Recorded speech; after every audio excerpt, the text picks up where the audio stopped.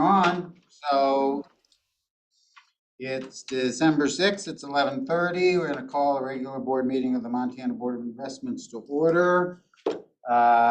We are video recording this, so act accordingly. And can we have a roll call, please? Good morning. Carl England, Here. Jack Prothero, Here. Terry Cohey, Here. Bruce Nelson, Here. Diane Fladmo, Here. Maggie Peterson, Here. Mark Berry, Here. Jeff Meredith, Here. Dan Trost, Here. Representative Ken Walsh, Here. and Senator Ryan Lynch is absent. We have a quorum. Thank you. Thank you. Any public comment on issues within the board's jurisdiction from anyone? Anybody online, hands raised or anything? Do we know? I can't We tell. would see, and there's not. All right, going once, going twice. Okay, we have minutes from the October meeting. Is there a motion to approve or any changes? I'll move that we approve the minutes as printed. Okay, is there a second? Second. All right, all those in favor, say aye. Aye. Aye. Any opposed? None? All right. We have an audit committee report, Maggie, and some decisions for the board to make, correct? Right, and I'm not sure how many of these do we have to make all four of those decisions? Jim? 1, 2. Yes. I just wanted to verify, I should have asked. So. Okay, so we had a very busy audit committee this morning, and I think everybody was present, so I'll be very brief on these. We reviewed the the audit status of the financial statements. There were no findings, no recommendations. We also received final copies of those financial statements. There were two, just for the record, there were two non-trivial communications. They've been corrected. One was where we deleted a sentence, we added it back in. One was a footnote, and I think that's mostly it. I think we'll most likely receive a final draft from LAD in late this month. And remember that these are confidential until they're presented to the LAD. So that's just a reminder to all of us. So the financial statements, let's see. We talked about the UIP. There's no significant changes. Net present. We talked about the increases in net position. Those things will all be in the financial reports when they're posted, so I don't think we need to talk about those. One thing that came up during the enterprise financial statements was an issue with just talking about the resolution 249, which was on the intercap changes. They want us to put some information in there about the redemption of the old bonds, the issuance of the new bonds, that they were long-term versus short-term. I'll look at my notes here, I'm all over the place, I apologize, but, so we actually need to approve the financial statements. So I would make that motion, Mr. Chairman. Okay, so those would be to approve the 2022 financial statements? Right, Both both of the them? UIP and the enterprise, Okay, correct? that's the motion. Is there a second? I'll second. Second. Mark, any discussion from anyone? Any public comments? If not, all in favor say aye. Aye. Any Aye. opposed? None. Motion passed unanimously. The next item we discussed was the annual report. That was a very fun discussion. We made a few recommendations for changes were made by the committee. I believe that Louise is going to make those, and as a result, I would make a recommendation or motion that we accept the annual report as presented. The annual report as presented with the With changes. the changes, correct. Couple grammatical things and some. Very minor changes, but Okay, is there a Second. second? Yep, all right. Any further discussion? Any public comment? If not, all in favor say aye. Aye. Any opposed? Motion passes unanimously. Next, we reviewed the annual statutory compliance checklist. We had a lot of things that were checked off there. There are a few things that were checked off, I guess, that hadn't yet been done, but will be done. For instance, the annual report will be submitted to the governor and legislature once it's finalized. It will also be posted prior to December 31st, 2022 as required. And once the legislative audit reports are available, the link will be updated. And I believe we have to also give that, so I would make a motion that we, I don't even know how we want to make the motion, that we'd accept the checklist as presented. Correct. Right, the annual statutory compliance checklist as presented. Correct? Correct. Is there a second? All right, any further discussion? Any public comment? Seeing none, all in favor say aye. Aye. Any opposed? None. Motion passed unanimously. And then the annual audit charter compliance? Yeah, that would be the last thing we discussed. It's a one-page memo in our book. And really what it's doing is it's saying that we are in compliance with the charter. And we do this once a year. So I would make a motion that we have met our duties and responsibilities with regard to the audit charter compliance. Okay, is there a second for that? Second.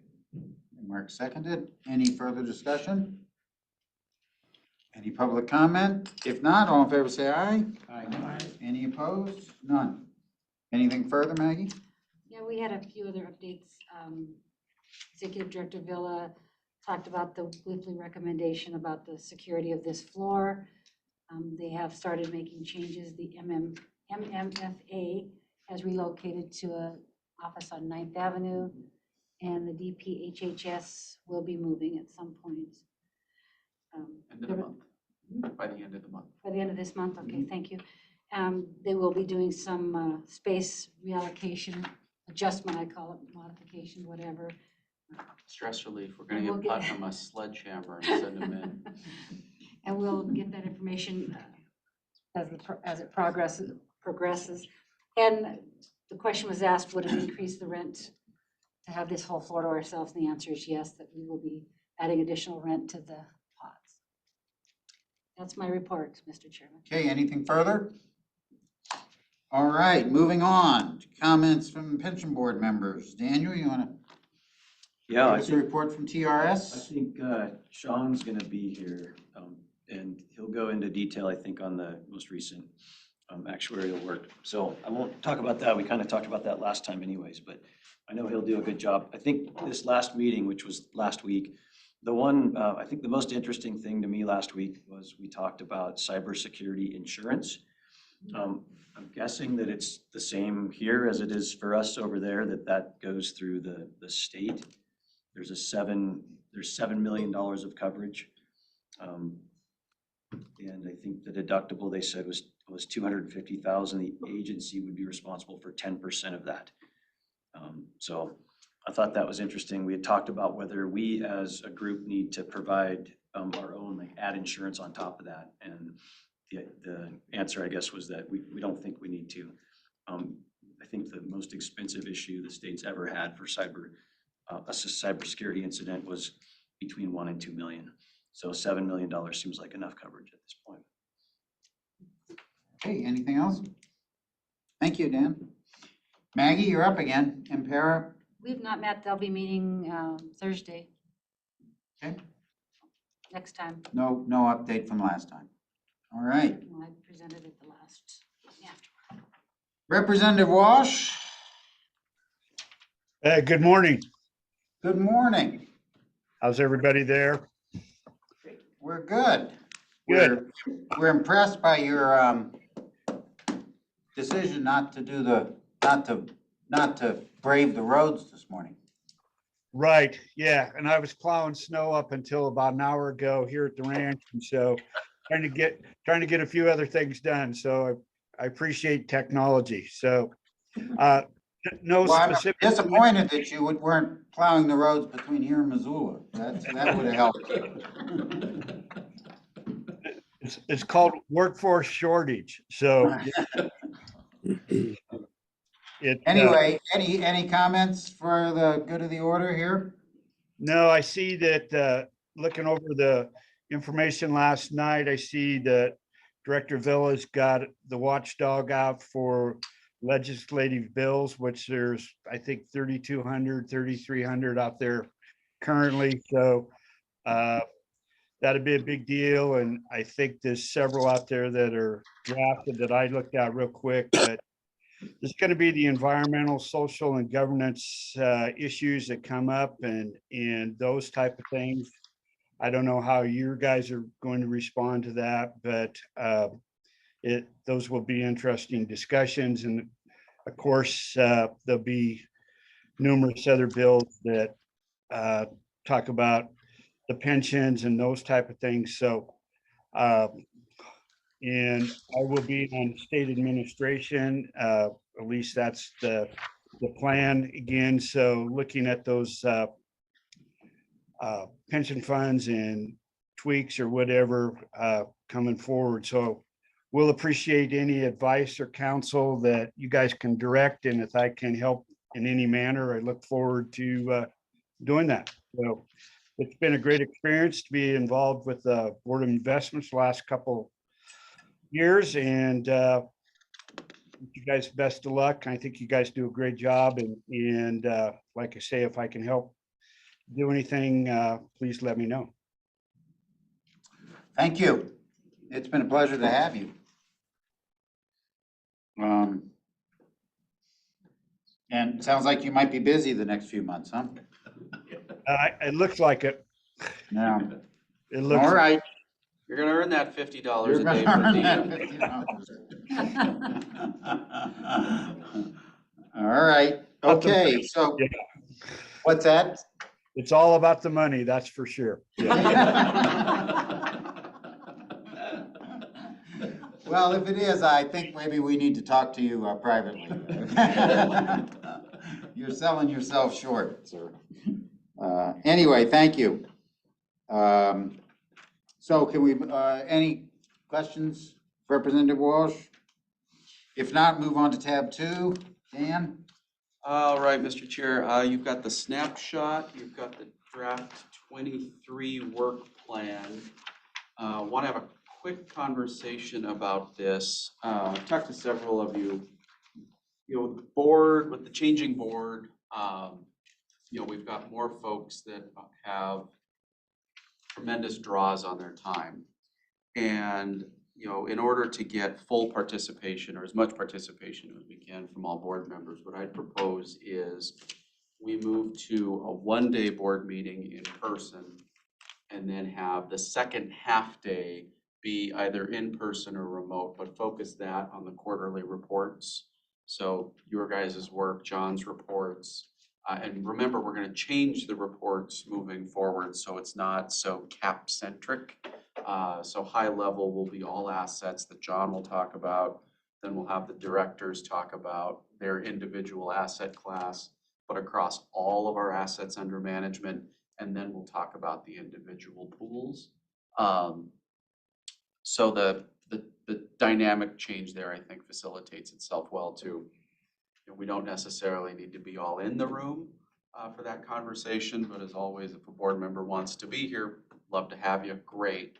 But it also gives us sort of a little break where we can have that full dedicated day in person and then the reporting structure separate and apart from that. Because let's face it, you don't vote on anything that RBK or John presents with the quarterly reports. So it's more of an informational, how are we doing? What are we screwing up?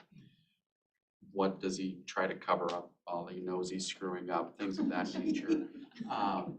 So that would adjust the work plan a little bit going forward, but I think it will facilitate better participation with the more active board. Would this second day be the day after the? I think we could be a little bit more fungible on that because we'll have the reports sooner than and that's the other thing is you're right now not getting the quarterly reports until halfway through the next quarter. So we might be able to move that up a little bit. I don't know how much, but I think we were strategic in putting it where it was of, okay, it takes State Street some time to clean it up. RBK peer rankings is not an easy thing to do, but I think that's an important thing for the board to see. So I guess I'd ask for a little bit of gracious space on figuring that out. But we'll certainly do our best to get it as timely as we can. And I just comment through COVID and everything, I've learned that the in-person meetings are so much more informative. So I'd encourage to not to get too carried away. So that's the work plan. The other, Yeah. I mean, the other question I would have about that is with, and Becky's here, but with RVK, I mean, sometimes they're here for their reporting, but they're here for the whole meeting, and sure enough, what happens is during the meeting, something comes up and we get their advice and I mean, would you expect that RVK would come to the in-person thing even if they're not on the agenda? I don't does that- see a scenario where they're not here in person. Yeah. I was gonna say, we wouldn't assume any different instructions for us. We would just come anyway, because you're right. There are questions that come up along the way. Right. So, Okay. no change from our perspective. Okay. Legislative session. I'm going to go get the ugliest dog I can possibly find and name him ESG.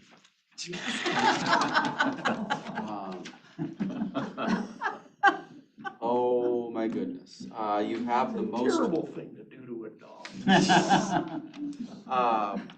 I have the most recent bill tracker updated this morning. It was on your desk. Thank you, Savannah. So I'm gonna sort of give you high-level presentation of how I view and talk about ESG with legislators in the government. We currently have over $1 billion invested in the exploration, production, and distribution of carbon-based fuels and sources. We don't do ESG. It is beyond the scope of the board's parameters that you've laid out for us. And personally, I believe it would be beyond our fiduciary duty to selectively extricate ourselves from aspects of the market. The market may select us out, but we should not be in a position of self-selecting out. So this is not a problem or an issue that exists in Montana. But it polls really high, so people like to talk about it. So we're talking about it. There is a draft bill out there. You may remember a few months ago, I met with a group of legislators who want to put something in statute. The governor's office is interested in putting something in statute.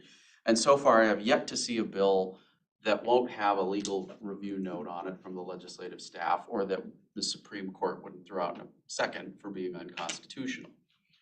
The most prevalent of which is from the American Legislative Exchange Council, or ALEC, that is shopping a bill nationwide. That has come up in Montana. The ALEC bill is on its face unconstitutional because it deals exclusively with pension funds. It creates a dual fiduciary mandate for the State Board of Investments because we have more than just the pension funds. We have the work comp, we have the treasurer's fund. So to come in and say that this bucket of money will have one fiduciary standard, but all of the other buckets of money will have a separate fiduciary standard under what is referred to in the Constitution as the Unified Investment Program is clearly unconstitutional. So a lot of work to go. There will be an ESG bill that passes the next legislature. I think our mission should be working to craft something that enshrines how we approach investments currently, that we won't self-select ourselves out from certain sectors of the economy because of some extraneous circumstance, but that we will partake in all aspects of the economy and maximize returns and minimize losses as we're required to do under the prudent investor rules. That's going to be our challenge, is separating the political from the pecuniary. And I hope we can be successful. It'll be in front of Representative Walsh's committee. I think, at least John and my conversations, we don't see a problem with having some sort of ban on ESG investing in the state law. I think how that law is structured is going to be extremely important. To making sure it actually takes effect. And as I told one of the legislators drafting it, I really have very little interest in being in the middle of a Montana pensioners v. State of Montana lawsuit for the next 2 years, not focused on making money and avoiding costs. My concern is, how do we get a bill that passes constitutional muster and doesn't put a bunch of new costs on us? For instance, we want to see new reporting structures. We want to see new, you're accountable to the Attorney General now, which in that case, it would be abused and neglected children and the state pension funds that would be under direct supervision of the Attorney General, which to me are two very different things. So that's where we're at with the legislative session. Good news is our budget was submitted by the governor as requested. There was total dollar amount.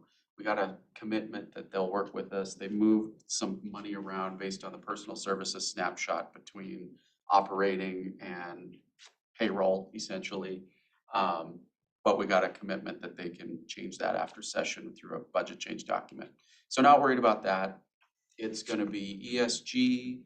It's going to be supporting PERS and TRS with the, I'll call it, fixes to the public safety systems and potentially additional funding for PERS with the continuation of 0.1% employer contribution. But other than that, it's just the ugly dog of ESG.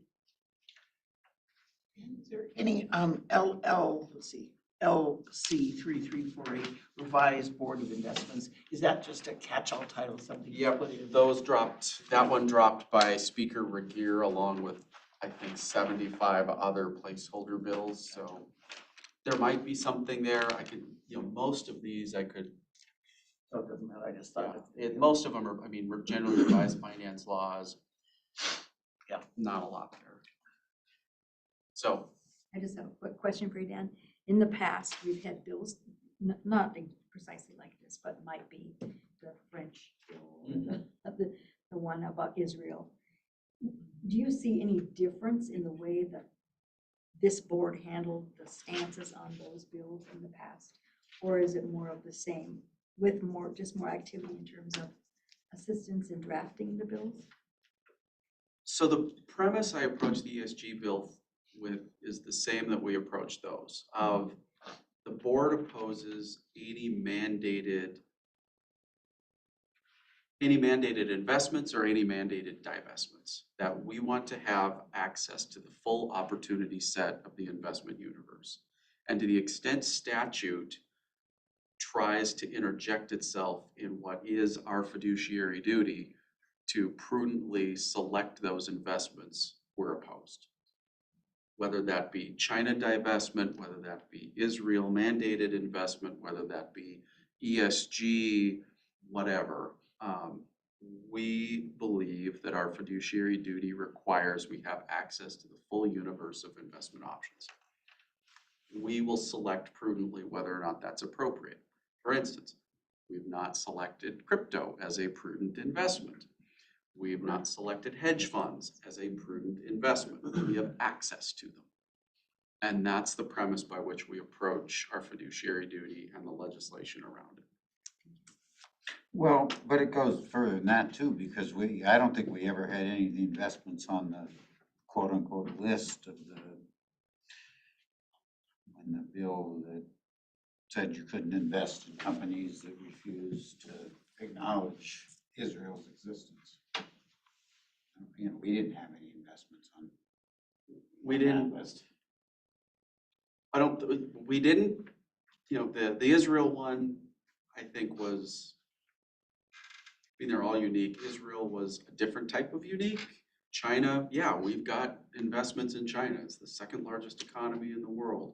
We've prudently scaled back any sort of private equity exposure. We've actively avoided real estate exposure. So we manage the risks that are presented with the conditions of the economy.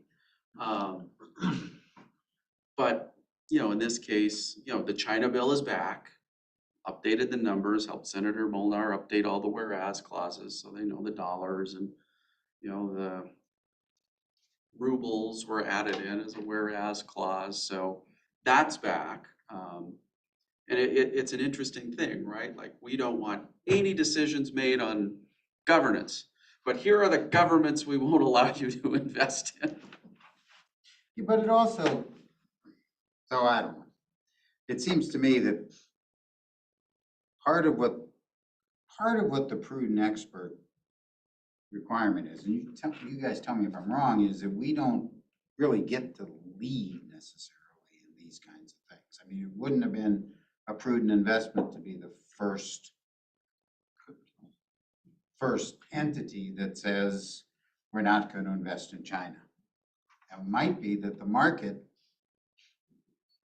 for a lot of reasons, including the fact that other people aren't subject to that same fiduciary responsibility, dictate that we need to start getting out of China, but that's the market's decision, not ours. So why, I mean, we're not in a position to lead this fight, regardless of what, I mean, does that make sense? As a board, Yeah. or are investment professionals looking for good opportunities? Right, as both.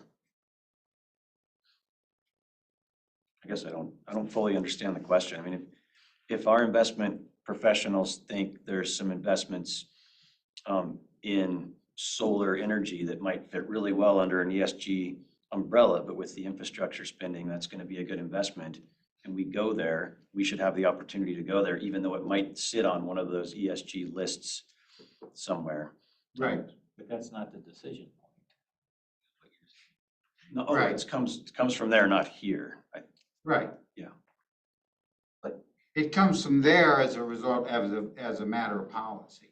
That if we start having these big policies that say, we don't want oil, or we want more oil, that's not what a prudent expert does. I agree with you. So Right. when you say lead, I mean, you're saying we don't lead in political or social decisions. We lead with economic. We lead with what the prudent expert does, and if it turns out, To mesh.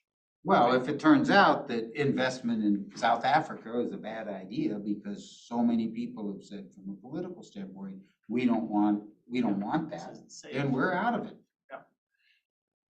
And so We didn't make it for a, But that's an economic impact. yes, It is. exactly. it's an It's economic, always the it's At the end of it's the a day, prudent those things expert. happen and we're aware of those things, Right, whether it's environmental, social, governance, we're aware of them and they may be a factor that drives the economics of that investment. It's always the China would be a very Yeah. good example of that, where yes, people are pulling back across the board because of the governance that exists in China. It doesn't mean we won't ever be in China in some instances, but there's a different, we take those risks into account and it drives the economic decisions. So we because need- that's we what a need to get- prudent expert does. Correct. Yeah. And so. And so I guess that's my point, is that the prudent expert looks at the financials, not the political. And if the political affects the financials, then sure.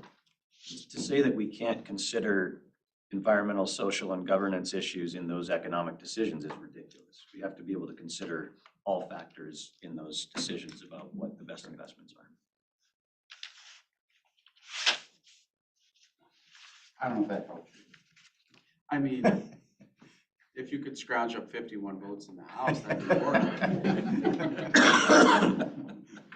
Well, we're counting on Walsh, so I'm only. Okay, you're- I only need 50. Yeah, now. you're almost there.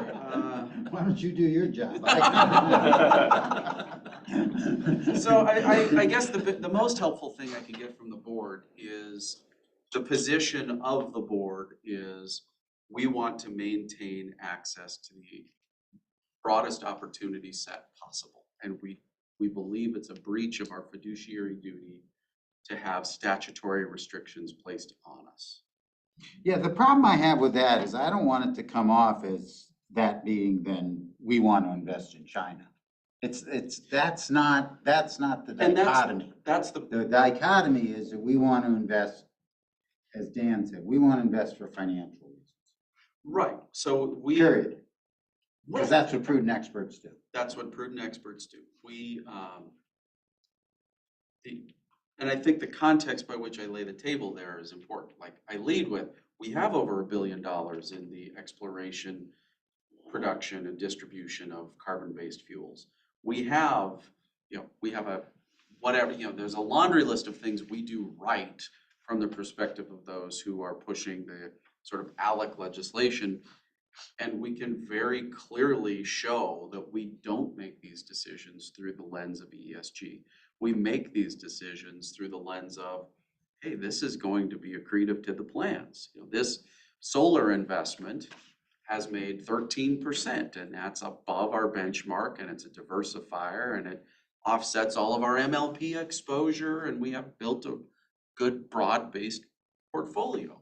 So I'm not concerned at all that it's going to come across as, we're making the active bet of putting money in China because we think China needs more American dollars. We're not making air quote active bets on any of those ESG considerations. We're making prudent decisions on the opportunity sets that come across our desk. That include, to some extent, ESG. To the extent that those are economic Right. drivers, absolutely. And that's what I was getting at. If they're economic drivers because California says we're out of oil, and that drives the price of oil, or that drives the price of oil stocks down, then that's what happens. But we can't do that. We can't and don't. Right. So does that reflect is that your direction to me that I stay on that Absolutely. Yes. path? Except for French. Aren't we still mad at the French? No. I'm sorry. Oh, delicious food. If anything, we'll lean in just so we can get some trips. But Dan, just as a high-level general philosophy, this board is not politicized, and we want to keep it that way. I know I'm standing between you and lunch, so I will quick. LPAC reporting, these are our LPAC funded or LPAC related travel for the last year. Some of them will be inconsistent, Johnny traveled for X to New York and Pete traveled for Y. Some of that's reflective of what's covered by LPAC, or if we send people independent. If we're covering the travel for that individual as a learning opportunity, it'll show up differently than if they're being paid for by the manager to participate in the LPAC. So that's part of the difference you see there. So this is an annual report? This is an annual report you require of us, yes. And you can see the seasons sort of reflected in there, April, May, a little bit into June, and then end of the calendar year. That's LPAC season. We're coming into proxy season, so those are. And then securities litigation review. You have the memo from Aaron showing our revenue for the year in this space. Decent year, at 637,000. These are, again, reflective only of those recovered by the custodian and our external partners. So Yep. I have a question. What happens to that revenue? Just goes into the pot based on who owned the securities. So if pension owned the securities, they get the revenue for those shares. State fund owned those securities, they get the revenue for those shares. So it's distributed based on who owns the securities. Okay, thanks. Yep. Any other questions on? Yep. Okay, so this is the amount recovered, but I guess my question is, out of how much was at risk? Aaron, go ahead. So with securities litigation, I guess for U.S. class action, so we recover everything that State Street, our custodian, files on our behalf for. With say the antitrust or non-U.S. litigation, we have hired an outside firm, Financial Recovery Technologies, and they receive a portion of any claims that we receive. Those are much smaller than the U.S. class actions, if that answers your question. So we get No, I'm 100. asking an amount here. So we get 100% of what is recovered U.S. domestic. Of our share Of of what's recovered. of our share of what's recovered for those that are processed under a custodial contract.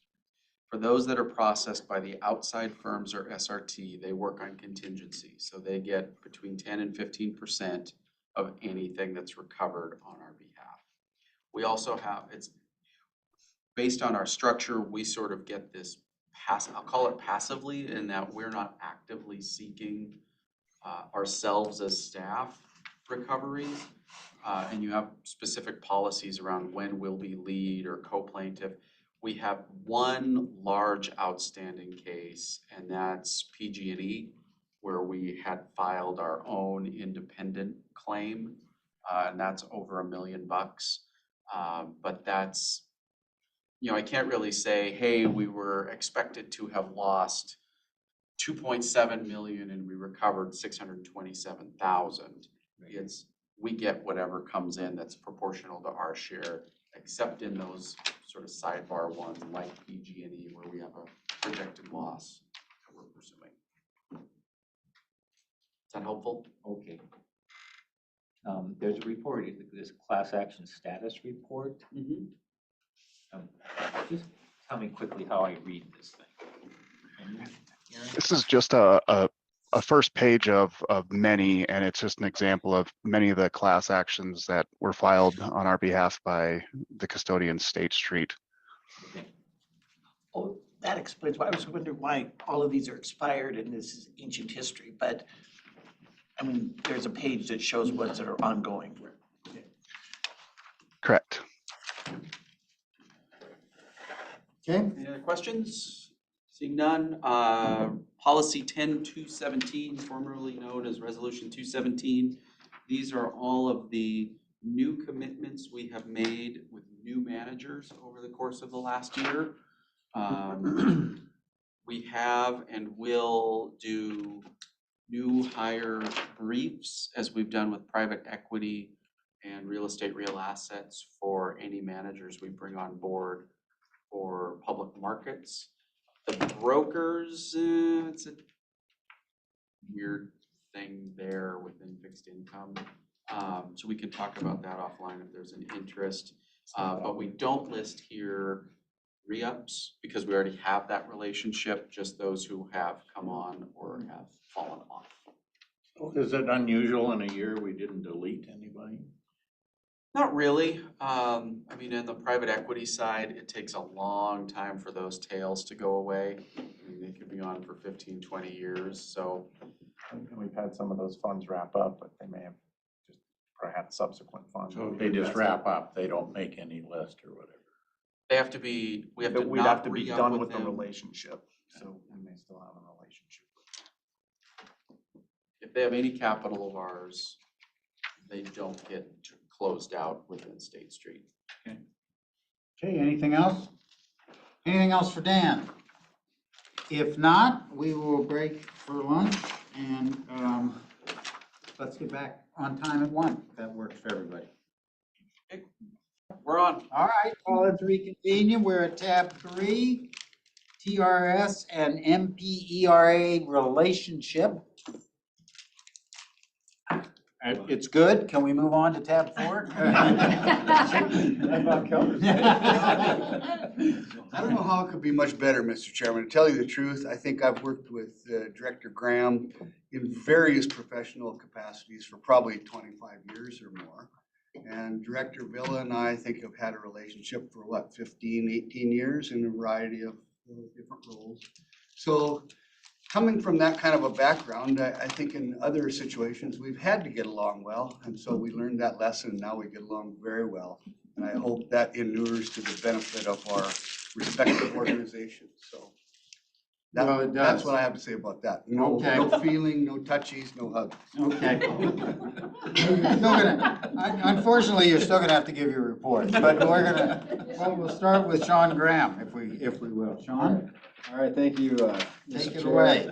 Members of the board, I believe it's behind tab 3 in your. It is. Packet there. And we got two things, and then something else was handed out this morning. So you're on, you want the Reader's Digest version that was passed Yeah, out the this short morning? one. This one's, the one I'll be going over is 13 pages, I think. Yeah, 13 pages. That's the So one that was passed out. the reason we're here, or at least I'm here, is in TRS statute. For lunch. We're required to go for lunch, and I actually have a statutory requirement to come and brief the board on our actual report, and also to brief you on any benefit enhancements or changes that the board might be considering in the board being TRS. And for the upcoming legislative session, I can put your mind at ease and let you know we're not considering any benefit changes, and hopefully the legislature doesn't either. On page 2, you have your basic retirement funding equation where contributions plus investment income should be equal to benefits and expenses. Anytime you have an imbalance, you either build a surplus or a deficit. Contributions, just, for informational purposes, are set in state statutes, so we don't have the ability to change those on our own. We have to go to the legislature. And then the other thing about contributions that could affect the contributions is assumption changes could drive the need for contribution increases or contribution decreases, depending on what the change is. Obviously, the investment income is highly dependent on the market and the work you do here at Board of Investment. Benefits paid. Benefits are also set in statute, so we don't have the ability to increase or decrease benefits. Only the legislature can do that. And just as board policy, the TRS board will not support any benefit enhancements unless they're fully funded. So that's, we're pretty much locked in where we're at this point, unless a whole bunch of new money comes into play. And then obviously expenses, that would be TRS operations and board investment fees. I won't go into that. On page 3, participation in TRS. So all teachers, administrators, educational specialists, and others employed in a teaching or educational service capacity are required to be members of the teachers' retirement system. We currently have just under 20,000 active members, about 7,600 inactive members, and over 17,000 retired members and benefit recipients. And we serve 362 employers in the state of Montana. We do all that with a staff of 22 FTE, including myself. And Sean, I ask you this every year, what's an inactive member? So an inactive member is an individual that has money on account with TRS, and they could be vested, which means they have 5 or more years of service credits. So maybe they're just waiting until they reach age 60 so they can pull a full retirement based on their years of service credit. Or if they're non-vested, they could potentially come back to work in the future and continue to build service credit, or they'll withdraw their funds. And so out of those inactive, just over 2,000 are vested and about 5,600 are non-vested. Moving on to slide 4, comments on this valuation. So our market rate of return was negative 4.13% for fiscal year 22 versus our 7.5% expected rate of return. Obviously, that's quite a bit less, 11.63% less. But on an actuarial basis, where those returns are smoothed over a 4-year period, our actuarial rate of return actually was higher than the assumed rate at 8.14%. And that's largely driven by the 27.7% return we achieved in fiscal year 21. And as a reminder, both TRS and Impera, we smooth our returns over 4-year periods. So any actuarial gains or losses are smoothed over 4 years. We don't take full credit when we have 27%. We don't take full credit when we have -4%. So the way things worked out this year, market value of assets was really close to the actuarial value, but they were 75 million less. And then we will be recognizing investment gains of 10.7 million in 23, 60 million in 24, and right now we have a $146 million loss in 25. So the end result was on page 5, our funding ratio increased slightly from 71.4%, and our amortization period increased slightly from 24 to 25 years. The other thing that is going on in this valuation, and it's reflected in that amortization period and the funded ratio, is we adopted new assumptions last May, and those went into effect July 1 of this year. So we adopted more conservative assumptions. We reduced our rate of return from 7.5 to 7.3. We adopted fully generational mortality tables, so we took a hit on those, but it's a one-time hit, and we don't have near the losses going forward on the actuarial tables. And there were several other. I think did we come and did we present our assumption changes to the BOI? I don't know if we did. I don't think we did. I don't think we did an experience study. I think we reported. Okay, so our board members did, yeah. So every 4 years, excuse me, the TRS board will conduct an experience study where we look at the previous 5 years of actual experience mixed with projections going forward, and the actuarial will recommend changes to our assumptions. So we did just undertake that this last year as well. On page 6, we have a snapshot of the count of our active and retired membership. We've had a 0.6 annual increase in active members since 2008. We actually had a little bit higher increase at 1.6% for fiscal year 22. And then on the retired side, we have had a 2.8% increase for retired members since 2008, and we had slightly less than that at 2.3% for fiscal year 22. 14 years ago, we had 1.6 active members per retiree, and currently we have 1.2 actives per retiree. And that's just a function of having a mature system. That number is going to continue to get closer to 1-to-1. It could even end up being, slightly less at some point in the future for a while, where you have 0.9 actives per retiree. Sean, Yes. is that a cause for concern of any kind? No, I mean, it's all factored into the actual evaluation. I mean, they look at our exact data, the individuals in the system, their age, their years of service, and they're projecting those benefit payments out versus the contributions that are projected to come in. So it's all part of it. And like I said, that number has continued to come down year over year, and it's a function of just having a mature system. Thank you. You bet. On page 7, you have our average salary for full-time members and our average benefit amounts. You can see that the average salary, actually, we had a pretty healthy increase for fiscal year 22. It was a 2.7% increase for salary versus a 1.6% average since 2008. And then our average benefits only increased by 1.4% versus a 2.4% increase since 2008. So from a systems perspective, those are both good. Our benefits didn't go up at the same clip our salaries did, which is good. You can see the actual dollar amounts there. Our average full-time salary for full-time active members in 22 was $58,560, and our average annual benefit was $24,811. And so that $24,811 comes out to just over $2,000 a month in average benefits. That's what our members receive, and that is with 59.2 years of average age at the time of retirement and 25.0 years of average service at the time of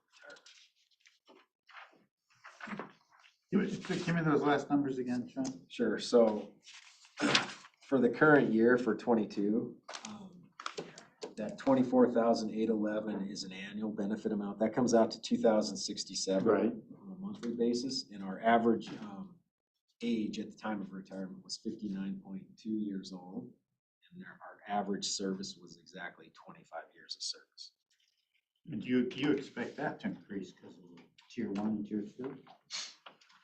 So I would expect the age to increase, yes, and the years of service to increase as we get more tier 2 members in the system. But right now, I mean, the bulk of our membership is still tier 1, and they can retire with full benefits with 25.0 years of service credit, or they work until age 60. So most of them will hit the 25 years before age 60. All right, on page 8, this is just an illustration of full-time covered payroll versus benefit payments. And the thing you're looking for here is those lines should be running parallel to one another. There shouldn't be a threat of them intersecting one another, and there's not in this case, so that's good news for us and the rest of the state of Montana.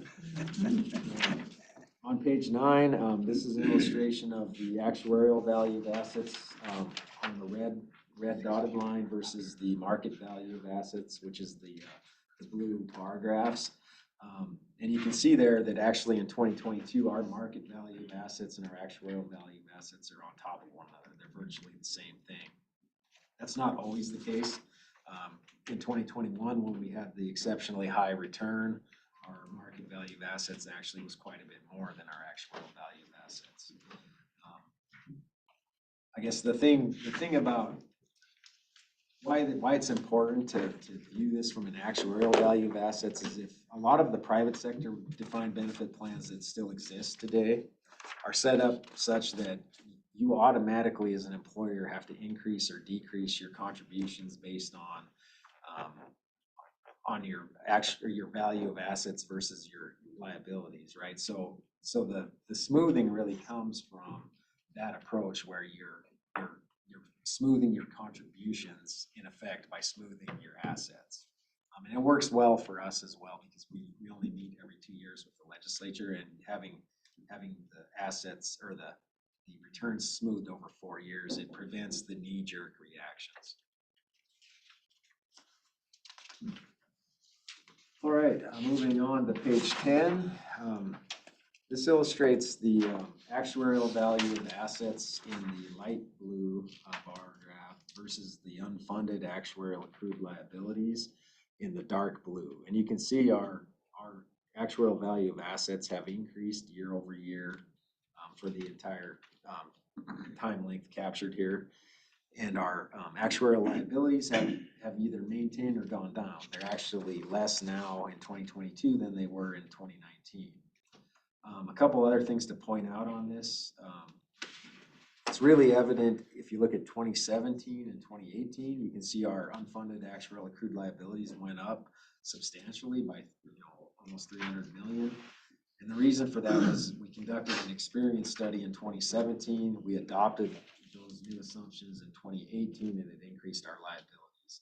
The same is true for 2021 and 2022, although it was, at a much lesser extent.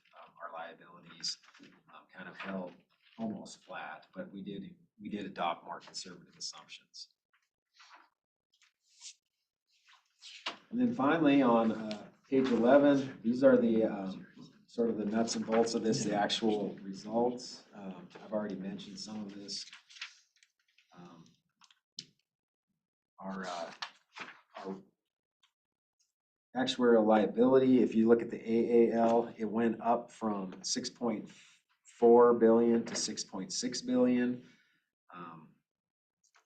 I'm sorry, 6.691 billion, reflecting the experience study. And I guess I should explain this a little better. So the furthest left column is the July 1, 2021 valuation. So it would have been the previous year's valuation.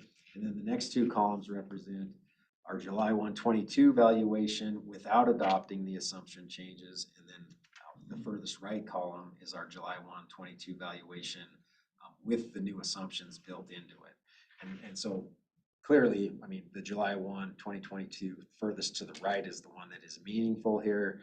That one in the middle is just for illustration purposes. You know, if we hadn't, if we wouldn't have adopted new assumptions, we would actually amortize in 22 years, but as it is, we did adopt new assumptions and we amortize in 25 years. Our unfunded accrued liability went from 1.846 billion to 1.891 billion, which isn't anything to really be concerned about because, like I said, we did adopt more conservative assumptions. Are there any questions on this page before I move on? There's a lot of information here. The biggest thing is our funded ratio essentially remained flat. It improved slightly, and our amortization period essentially remained flat. We increased by 1 year, but we did that by adopting new assumptions. Real quick, Sean, so the rates, the members are paying 8.15, right? Correct. Okay, and the employer is paying a base of 2.72? So if you look at that, on the very top line there, the total normal cost rate, that's the cost of benefits as they accrue. So what's represented there is of that 10.87, if you look at the furthest column, the furthest on the right, the member pays 8.15% of that. So 2.72% of that, those benefits as they're accruing today, is paid by the employer. Oh, okay. And then we have an additional 9.14% that is paid by the employer that's going to pay down our unfunded liability. That's what that rate to amortize UAL represents. Right. So in total, the employer is paying 11.86%. Okay. And the 9.14 to you, who sets? So the overall employer contribution rate of 11.86% is set by the legislature. Oh, okay. And then of that 11.86, 9.14% of it is dedicated to pay down unfunded liability. I got it. So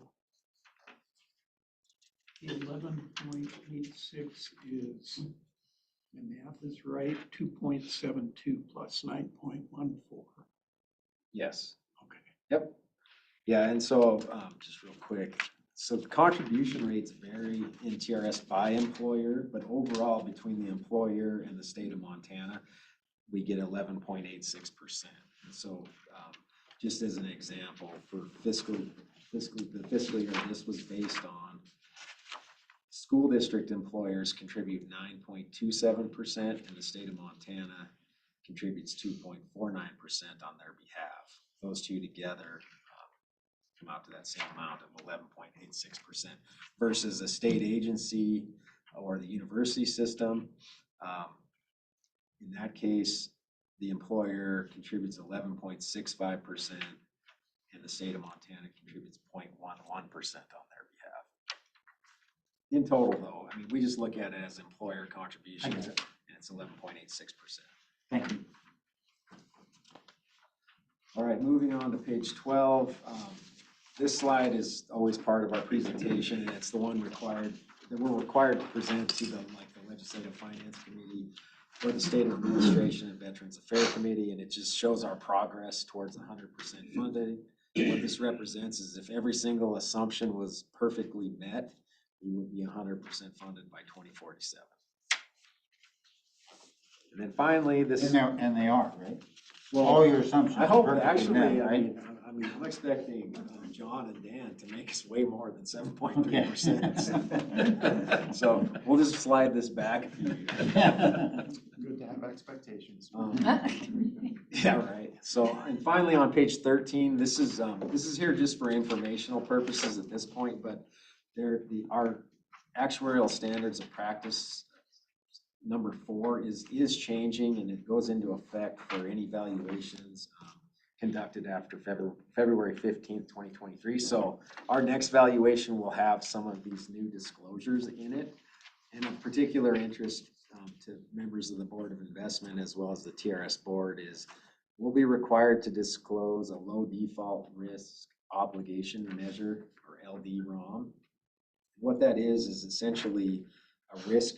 So our liabilities would be calculated using a risk-free discount rate of around 4% currently, U.S. Treasuries. versus what we currently use of 7.3%. So what that's gonna do, it doesn't drive any funding decisions. It's just a disclosure similar to like the GASB 67, 68 disclosures, but it will be included in our report. And, you know, people, the naysayers will say, well, that's really the cost of the plan. And I guess our response will be, and the way I'm going to try to educate legislators is that really the difference, if you look at the unfunded liability using a risk-free rate and look at the unfunded liability using a 7.3% rate, that difference is substantial, and that is made up by prudent investing in a diversified portfolio. It's the work that you all do is saving the taxpayer and the other stakeholders of the system a significant amount of money. So I don't have No anything pressure. to show you on this Nicely because, put. yeah, well, I mean, it's true. So right now, we have about 7 billion in actuarial accrued liability. I mean, that'll probably look more like 13 billion if you use a 4% discount rate versus a 7.3. And you know, the way that we're going to frame it, and I believe it's true, is that that's the money that we're saving by putting our money to work for us. So with that, I don't have really anything else to say about this slide other than those changes are coming. You may hear about them. You know, depending on who gets a hold of it, the report, there could be stories about, oh, this is the real cost of the system. And obviously we'll argue that it's not the real cost of the system. With that, Mr. Chair, I'm finished with my presentation and can answer any questions you might have. Yes.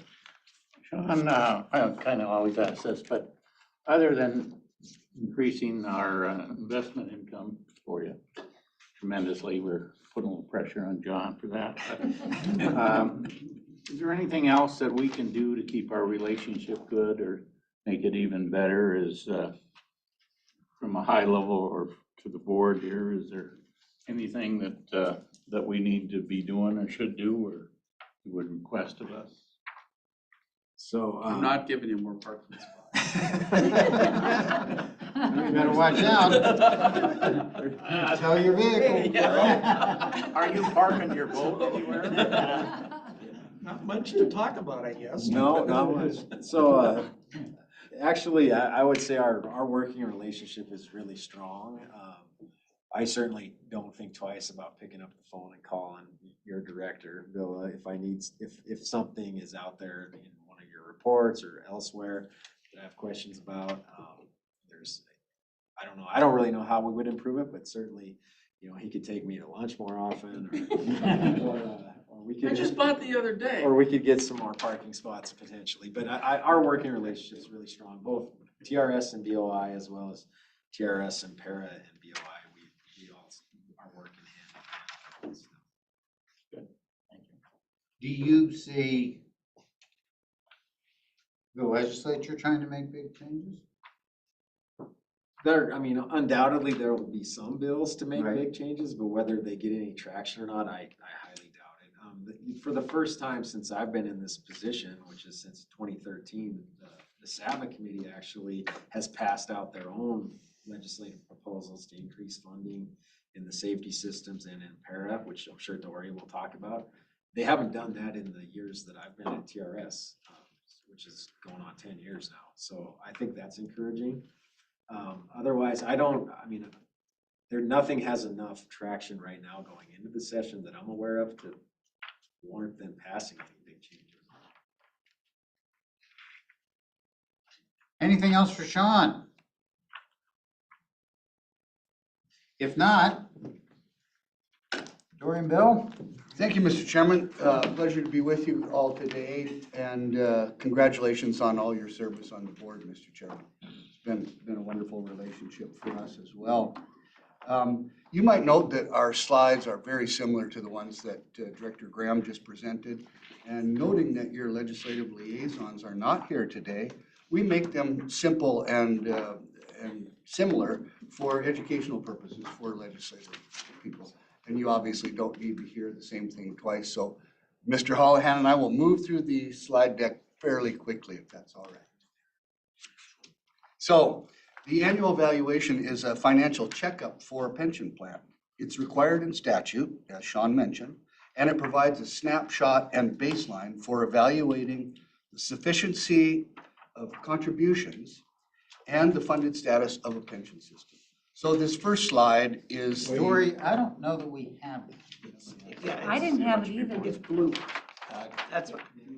The It is- Kavanaugh, I got He's the, talking this, I didn't have it either, John just gave me his, so. Yeah, it was sent to us. Oh, thank you, Bill. oh, was sent? Yeah, Savannah sent it to us. On a Oh. separate deal or something. Yeah, so Oh. we didn't, All we my didn't. separate Bill has stuff. handouts. Look at So our if we email. didn't, He's always prepared. I was, oh, wait a minute, then I've got it. Well, Bill's handing them out. You have it. Somehow I missed it. Bill, these are- Was it an email? Savannah sent it to us. And some people downloaded it, and some people didn't. No names. Thanks, Bill. Thanks, Tori, sorry to, Oh, no, not at all, not at all. My fault. some of us didn't download it. I missed it. Sorry. Got it now. Okay, I'll continue with this first It's pretty slide. much all Nelson's fault. Bruce's fault. Oh, okay. I need the remedial version. That would be the legislative one. No, hey, whoa, whoa, whoa, It's whoa. recorded, you know. I'm at the stage of my career where I'm not that worried. Executive They know who they Director. are. Bill, you'll have no trouble. you may want to scoot over a little. Yeah, Bill. Oh, I'm sorry. First slide represents that basic retirement funding equation where contributions plus investments must equal benefits plus expenses. And as Director Graham explained, the contributions are statutory and they're set by the legislature. The investments vary and they are performance-based, as you well know. The benefits paid in PERS and our defined benefit systems are about $665 million a year. And our actuary did not calculate an expense ratio for us, this evaluation, but it is between 0.27 and 0.35%. So as we explained earlier, in this equation, if contributions and investments are greater than benefits and expenses, a funded ratio would generally improve and the amortization period would decrease, strengthening a plan overall. Likewise, if benefits and expenses are greater than the left side of the equation, the status of a plan would decline, which is the case in this 2022 valuation. Next slide talks about our participation in Impera. We administer 10 distinct pension plans, 8 defined benefit plans, 1 defined contribution plan, and a 457 deferred compensation plan, which serves as a supplemental retirement benefit for people that opt to join that. Empower Retirement is the record keeper for both the DC and 457 plans. Our membership, you can see, includes state, local government, certain employees, and school districts. We have over 73 members and retirees, in addition to nearly 40,000 inactive members who are terminated, vested, and non-vested members with dollars left on their account.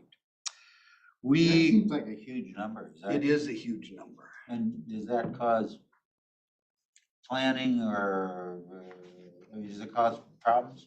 It's part of what the actuarial art form is all about, I believe, Mr. Chairman. They factor that into their valuation.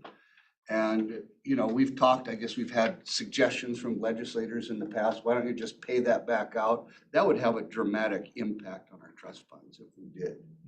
Didn't we used to do that years ago? Didn't we used to have them take distributions if they left and they weren't vested and it was below a certain amount? So there's two things at play. One is IRS code, you have to force people out under a certain dollar threshold, and these are really low account balances. The other one is an required minimum distribution. And if you've terminated employment and you hit age now 72, you've got to start taking a distribution the following April. And of course, a non-vested person who terminates can take out only their employee contributions. They don't get the employer contribution. That's right. No matter where they take it out. Right. Well, if they're vested, I mean, if they're non-vested. they're non-vested, it doesn't matter. They get only the employee. Yeah. and they Okay, don't get it. That's right. Representative Walsh has a question. Oh, super. Ken, you there? You bet. I just wanted to tell Executive Director Swindon that there is legislators on board, so. Thank you, Representative. We'll look forward to seeing you in a week. All in good humor, all in good humor. I know. No, we appreciate you very much. That was actually the folks from RVK imitating. I'm not that good at it.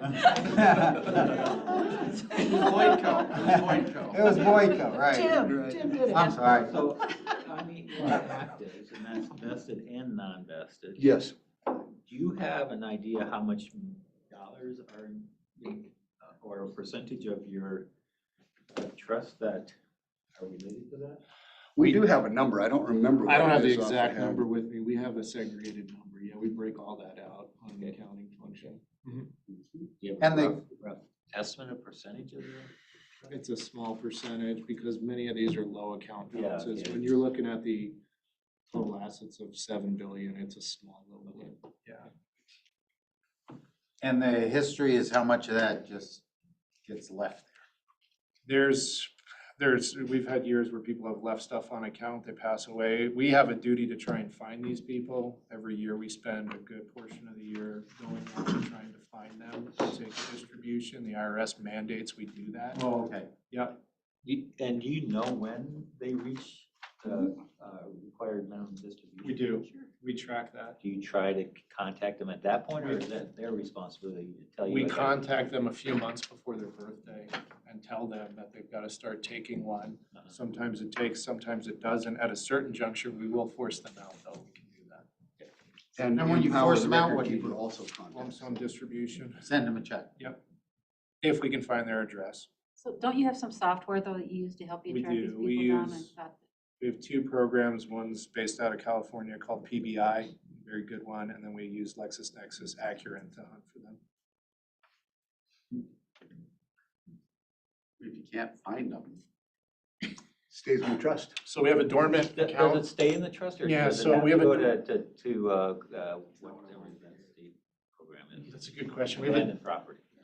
yeah, we have a dormant account statute on our books that says after 10 years, it'll revert to the trust. However, the member always has the right to come back and claim it. It reverts to the trust, sort of. It's, yeah, that's right. Effective. If nothing else, you Legally, get it the doesn't, investment it's income. not an irrevocable reversion. That's exciting. Where were you? Let's see, continuing on. Impera receives payroll reports from 563 public employers, and that totals to over $2.5 billion of covered payroll annually. We also certified 225 volunteer fire departments under the Volunteer Firefighters Compensation Act, and around 3,500 volunteer firefighters across the state. So that's an important program. You probably, if you've been around rural Montana, they're having real difficulties in recruiting new volunteer firemen for those positions. So we feel that this is an important incentive for recruiting volunteers in those small areas. Next slide is my comments on our largest system, the PERS system. I don't think I want to mention that asset return number that Director Graham did, so I'll just skip down to the actuarial assets return an average of 8.02% versus 7.65 expected. So that is 0.37% more than we had expected. The market value of the assets, 122 million, is less than the actuarial value of the assets. And of course, as we mentioned, the valuation method being used is a 4-year smoothing of gains or losses. Our funding ratio decreased a bit based upon the experience study and our valuation results from 76.34% to 75.01%. And the amortization period for PERS increased from 28 years to 32 years. An amortization period of 30 years or less is considered actuarially sound. The Montana Constitution, our statutes, and the board's funding policy require Impera to bring funding legislation at the next session to bring all of our pension plans to amortize under 30 years. And consequently, we have drafting permission and pre-introduction for 4 funding bills for the sheriff's retirement system, the highway patrol retirement system, and the game warden's retirement system. We also have a funding bill for PERS.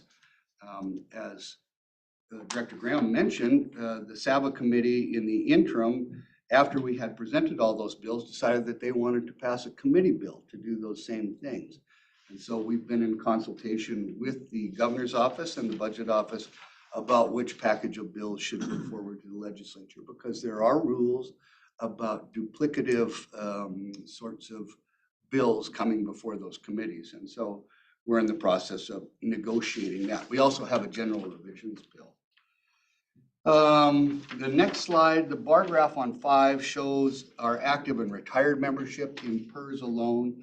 And for 22, the current active membership, a little over 28,000, and retirees a little over 25,000. The active membership has been stable over the years, but the retiree population has grown at a faster rate, averaging about 3% over those 14 years. The increase in retiree growth is the result of aging planned population and the continued retirement of baby boomers who had remained in the workforce. I know, we're gonna run out of them someday. Hopefully not soon. Not soon. A lot of us in that boat. Speaking as a concerned baby boomer. The normal cost rate will continue to go down. The slide on. So Dora, you're doing a bang-up job of pissing off a lot of people. You know, I've never been known to be a placater, Mr. Chairman. The next slide on 6 is the average salary and benefits paid to PERS members and retirees since 2008. And I note that the average PERS salary is around $47,351. Average annual retirement benefit is about $20,573. So if you do some simple division there, that equates to an average monthly benefit of $1,714, which I like to say is not necessarily a golden parachute. The teachers seem to be doing better. Well, on average, they do. So at this stage of the game, I would like to turn it over to Mr. Holohan to continue with this short presentation. Mr. Chair, members of the board, thanks for having us. I'll pick it up here on slide 7. I'm going to top Dory's presentation. We'll stay out of trouble. Yeah. So slide 7 before you demonstrates total PERS covered payroll and benefits paid in green on this graph for the last 15 years. And it shows that total covered payroll of our largest system, PERS, over this period has generally continued to grow. However, this past year, we did experience a slight decrease in covered payroll of about $12 million from the previous year. And that was mainly due to a decrease in terms of membership numbers in our PERS system of about 500 folks. So you heard from Director Schwinden that the average salary increased 0.9%. But with the loss of that large of a number, it did bring down covered payroll for the year in totality. And so looking at that top red line, that's where our 3.25% payroll growth assumption comes into play. And what that assumption is doing is looking at that top red line and it's expecting it to grow at that percentage. And when it doesn't, like this year, it can lead to a lengthening of the amortization period to pay off unfunded liabilities of the system. And that's largely because we're not bringing in as much cash in the form of contributions off of covered payroll while benefits continue to increase. So during fiscal year 2022, you'll note at the green line about $517 million PERS benefits were paid. That marks an increase of roughly $32 million from last year. If we go to slide 8, similar to what you saw in Director Graham's presentation, this is showing you the historical value of assets for our largest system, PERS, in both the market and actuarial value going back to 2008. The market value of assets like the TRS deck is represented by the dark blue bars going up, and the actuarial or the smooth value of assets is represented by that red line. So again, to come to the smooth value, we smooth in gains and losses, gains being above our assumed rate and losses below over a 4-year period, with a quarter of it recognized the first year and then a quarter the next 3 years. So for this past year, we're sitting at an actuarial asset value of 6.77 billion in PERS, but only a market value of 6.6 billion. So that difference there, that $120 million difference, stands as a deferred loss based upon the investment performance of this previous year. And so a quarter of that loss is going to be recognized this first year, and then a quarter of it will be recognized subsequently for the next 3 years. So what does this all mean? Well, it means that if all assumptions are met moving forward using a 4-year smoothing process, this year's loss will be offset by the large $1.2 billion gain from last year. And we would expect in 2023, if all assumptions are met, that we'll have a gain of 8.1 million for the system. In 2024, that gain would be about 79 million. And then in 2025, like TRS we'll suffer a loss of about 209 million. And that's largely because, well, solely because that large gain is going to roll out of our actuary's 4-year smoothing process at that date and time. So if you look at this graph on a historical basis going back to 2008 at the beginning of the economic crisis, you'll note the trend down in assets until about 2012. And we've really had a positive period of investment return with the exception of this year. And the last chart at the bottom just shows you investment returns on a smooth value and on a regular market return basis. You again will note the 4-year phased-in recognition of gains and losses with the difference between those two sets of numbers. The next slide, number 9, demonstrates a comparison of the PERS system's actuarial assets versus the unfunded accrued actuarial liabilities of the system. By way of example, when you look at this graph, if you think of a standard home mortgage, this would be a comparison of how much equity you have in your home, how much is left to be paid on your mortgage obligation. So on this chart, you can see the impacts of the Great Recession in 08 and 09 on assets and liabilities. You see outlier years in 2013 when pension reform measures were passed during the 2013 session. And then again in 2017 when an experience study was conducted and more conservative economic assumptions were adopted by our board. The trend from there on out is largely an improvement in assets and relative stabilization of unfunded liabilities in subsequent years. And then this year, as a result of an experience study that was conducted, our board adopted more conservative economic assumptions with regard to rate of return, wage growth. And what that did was increase our unfunded liabilities a bit faster at 11.7% than the actuarial value of assets at 3.9%.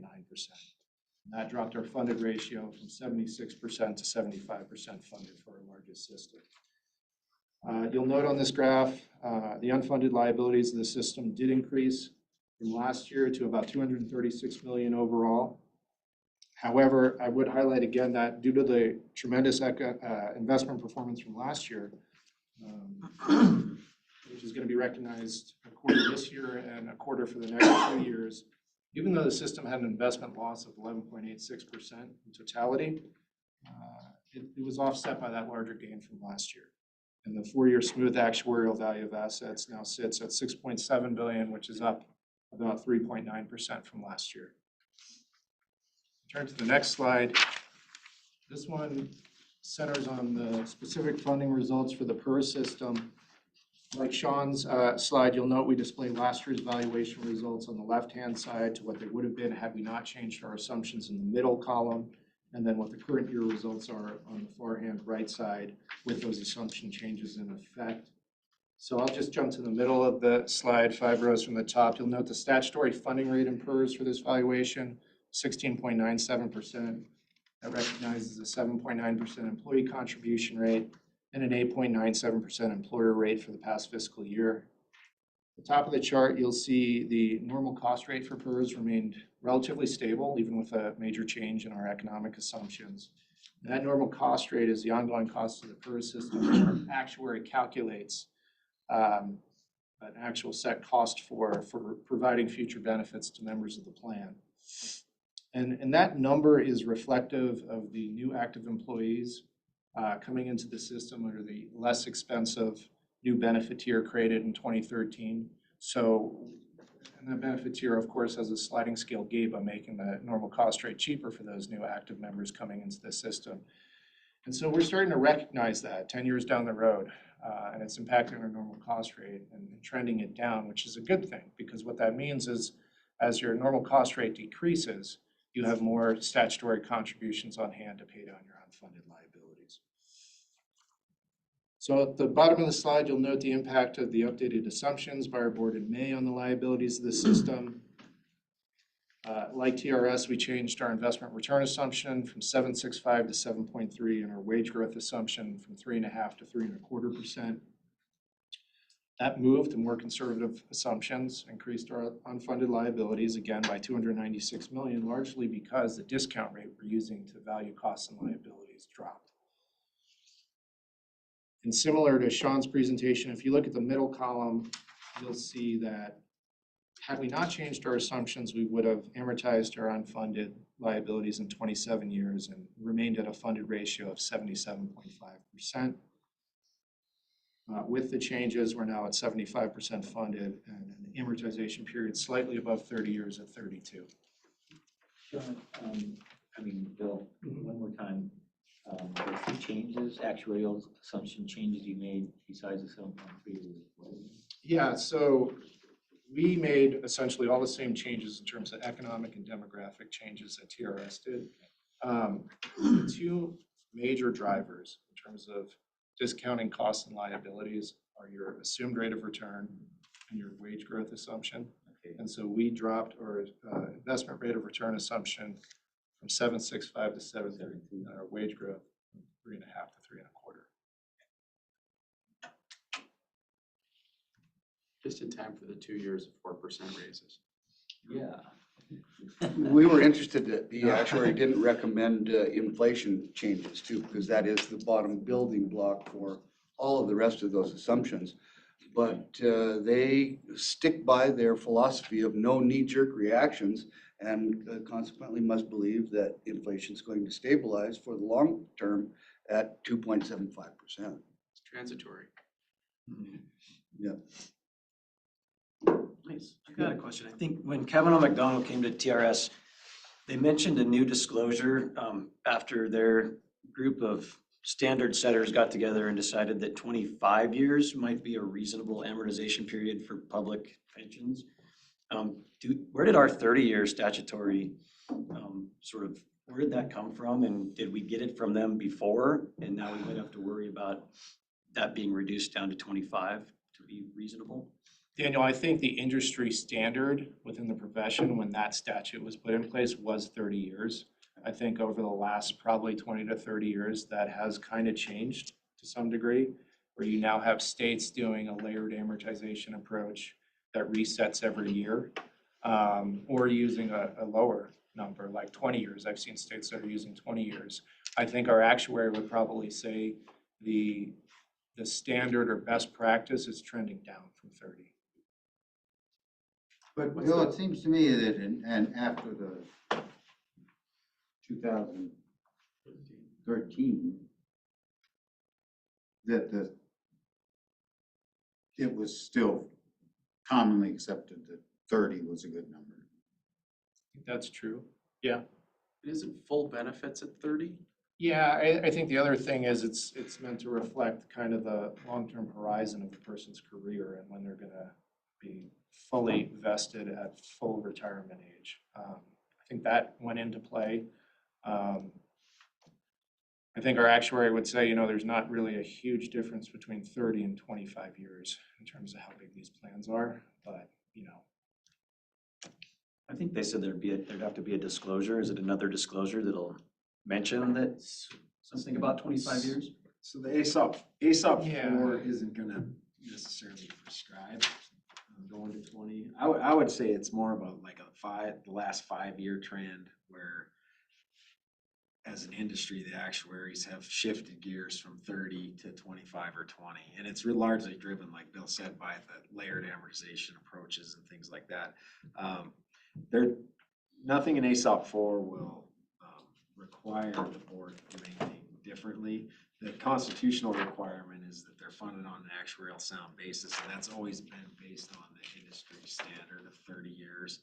Now, is that going to change? Could that be different 5 years from now? It could be. PERS actually has a statute that says amortized within 30 years. That's right. TRS doesn't have a specific statute, but we've always looked at 30 as being the number. Doesn't you have that 2013 supplemental contribution for the state too, right? Correct, yeah. And that's based on the bookmark, or the bookends are 25 and 30, right? So 90% funded, as far as like the contribute, the supplemental Yeah. getting taken back or the gap would be Right. increased. Yeah, it's 90% funded for at least 3 years. And amortized in less than 15 years. So, I mean, we're wanting to get to a place where we're on track to be 100% funded essentially before either the supplemental contributions are decreased or the GABA is increased. Yep. Bill? All right, next slide, number 11 in your packet. This is just providing a summary for you of the valuation results for all of our other defined benefit systems that we administer outside of the PERS system. Again, we display last year's valuation results in comparison to what they would have been if we hadn't changed our assumptions for these systems, and then the current year results with assumption changes in effect. So overall, each system's funding status decreased and each system's amortization period increased, and that is largely due to the assumption changes that took place. So starting at the top, the judge's retirement system is remaining extremely well funded at 174% with no unfunded liabilities. The Highway Patrol retirement system, its ratio decreased to 66% and its amortization period increased from 26 to 47 years. Sheriff's retirement system, its funding status decreased from 83 to 79%, and the amortization period increased from 18 to 33 years. The game wardens and peace officers retirement system ratio decreased from 85 to 83, and its amortization period increased from 35 years to does not amortize at all. The municipal police officers retirement system decreased its funding status from 74 to 71%, and its amortization period increased from 15 to 24 years. The firefighters unified retirement system's funding status decreased from 86 to 81%, and its amortization period increased from 6 to 12 years. And then finally, the Volunteer Firefighters Compensation Act, which we administer as an IRS qualified length of service award plan, had a decrease in funding status from 99 to 91%, and its amortization period increased from 1 year to 3 years. If you turn to the next slide, similar to the one in the TRS packet, the next slide shows our progress towards 100% funding of our largest plan, PERS. What's depicted here is the representation that if all actuarial assumptions are met, we will amortize our unfunded liabilities in 32 years, the year 2054, to be 100% funded. And then finally, the last slide is the same as Sean presented on. Again, ASOP, actuarial standard of practice number 4, there is going to be a change. Our actuary is going to have a disclosure on what a low default risk measure is, and that number is certainly going to be lower than our assumed rate, showing that our accrued liabilities aren't at $9 billion, but perhaps are at $15 billion. And I will stop there and answer any questions if anyone. Questions? We were working with you on changing maybe us doing some of the investment thing on, I don't even know how to describe it, but anyway, I know that didn't go together or whatever. In long-range planning or something, is that still something that might be on the table down the road, or what do you think about? Because it sounded like something we could help you guys on. I think down the road, we'd certainly have a prospect of revisiting that issue. Right now, we're working with our investment consultants at RBK, a little different group than is working with you guys, about more best practices fund lineup for both the DC and 457 plans. We have a employee investment advisory council that listens to those recommendations and then makes a recommendation to the full board about the prospects of changing those investment lineups. So yeah, I mean, it's a one step at a time kind of a process. And I think eventually it would probably be good to revisit the issue. But it's not on the horizon right away. I think we've got a couple other things we need to get done first. It sounded from the way Sean put it, that the SAVA committee having their own bill was a good thing. Yeah, we had talked to them a number of times about what our funding bill prospects were going to be. And, like the game warden system is a good example. That one has not amortized in the last 6 sessions, and we've always brought a funding bill. And some of these legislators have been there long enough that they said, we have a constitutional and statutory requirement to help fix these. So again, I mentioned that we worked with the executive and the budget office quite a lot in the interim and leading up to putting those bills in. And amazingly enough, $107.2 million is included in the executive budget to fund 3 of those systems. So, we'd like to get behind those bills. I think our board would be in favor of that. I've not seen that done with funding measures. There have been committee bills that have come out of those interims, but usually they don't have a funding proposal in them. All right, anything else for these guys? Well, as usual, it's nice to see you again. Always a pleasure, thank you. And if nothing else from anybody, you're of course welcome to stay, but no requirement that you do so. Thank you. Thanks. Are you taking your dessert too? I'm gonna take it. All right. The only thing we give them, other than free lunch, I think we're 58. You ready to, new commitments? Whenever you're ready, Mr. Chair. Let's go. Okay.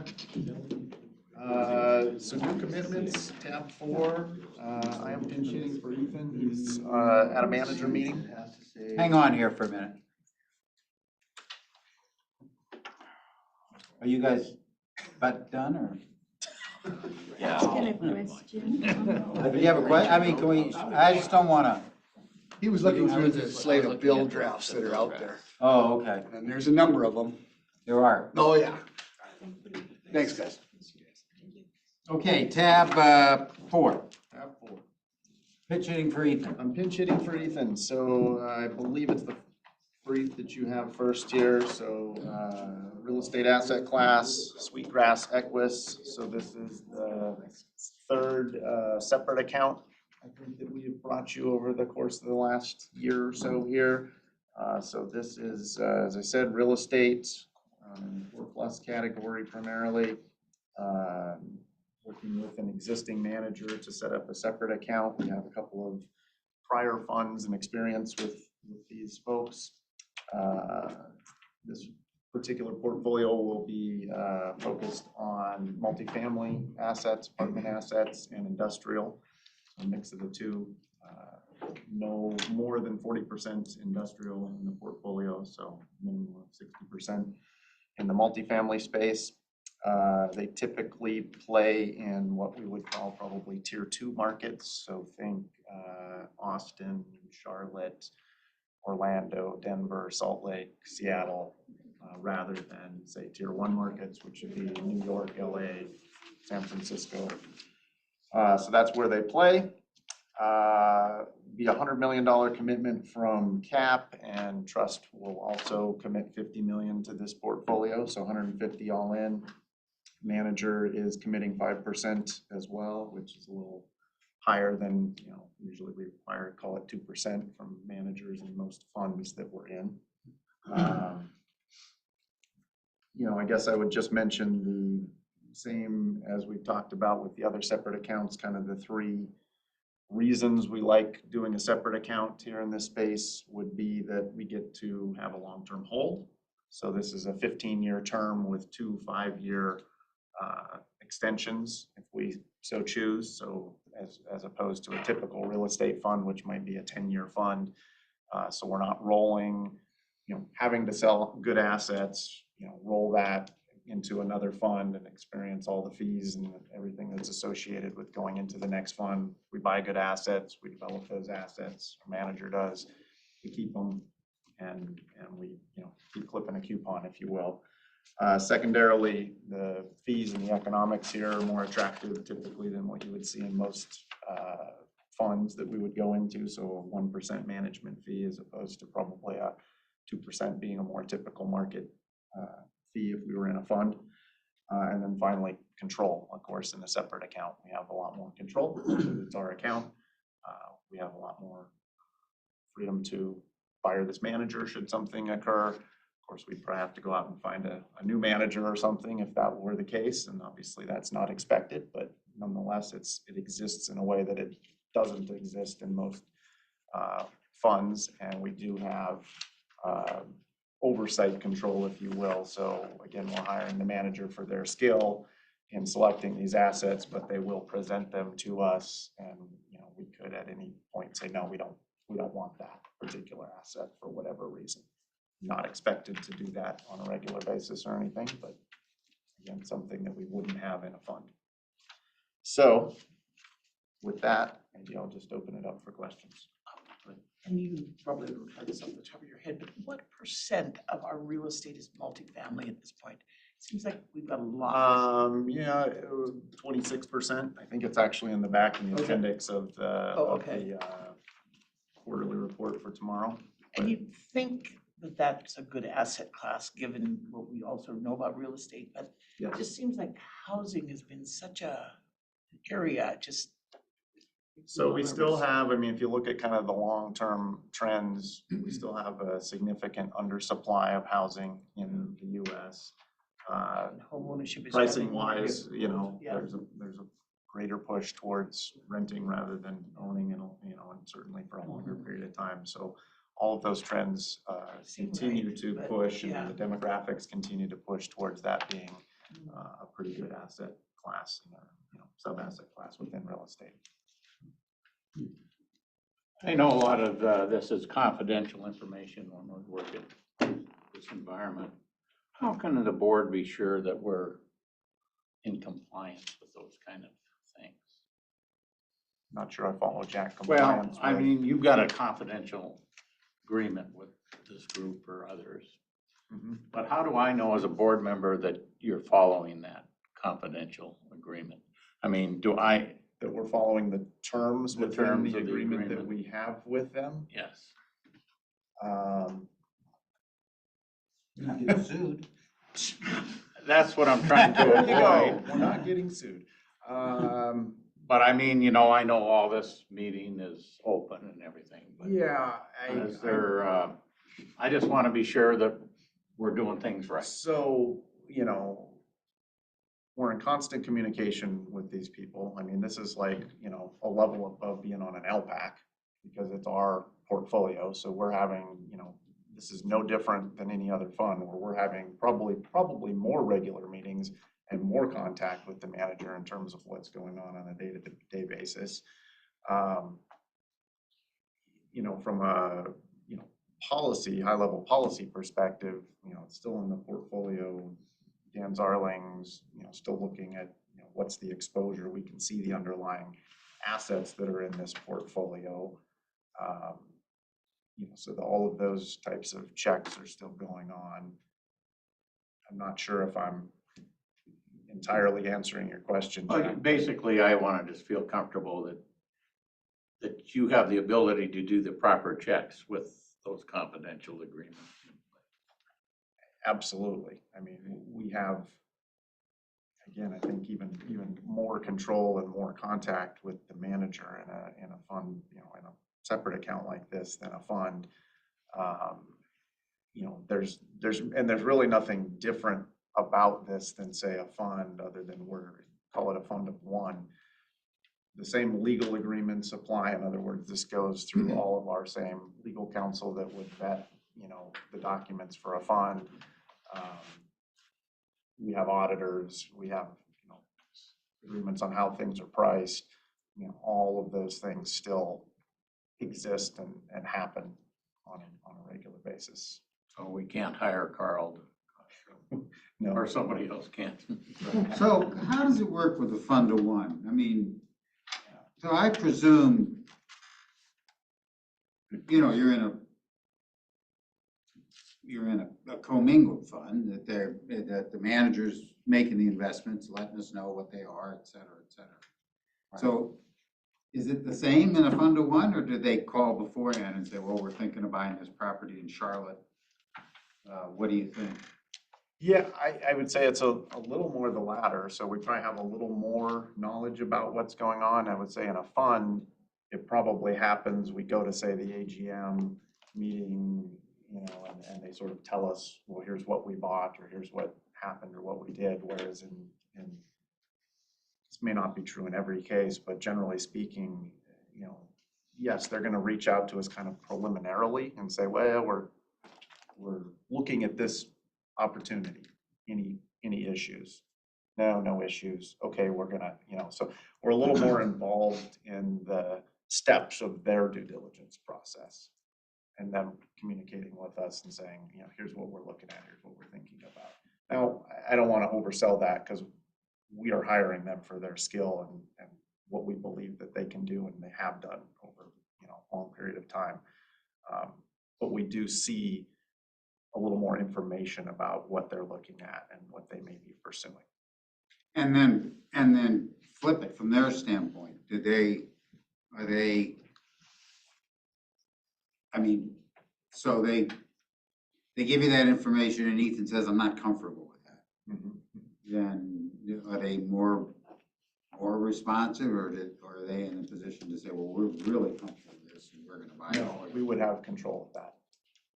They can't override that. We have final say on something like that. Now, we're probably not going to use that. I'm not even sure I can come up with a hypothetical, you know, really off the top of my head in this situation where we might say, you know, we absolutely don't want you to do it. But I guess if they came to us and there were, you know, some, maybe the best example might be it's something in Montana that we're like, you know, that's just gonna cause us problems. We don't like, you know, the way that Holland looks. Lake Lodge. Yeah, Holland Lake Lodge, there you go, you know, something like that. Yeah, there you go. I mean, that might be something where we would say, okay, no, we're not stepping in that. But, you know, those instances are gonna be pretty rare, I think. What about the structure of the deal that they're making? I mean, they're saying we're gonna put 20% down, and you said, well, we'd be a lot more comfortable with 30% down. So we have parameters in there like there would be with any fund, so they can't put any more than, so this particular separate account, they, you know, 40% down at minimum, essentially, so it can't be. So that's all laid out in the agreement? Correct. Yes. And then I know Ethan's pretty passionate about wanting more of these. So now that he's not here, do you share that passion?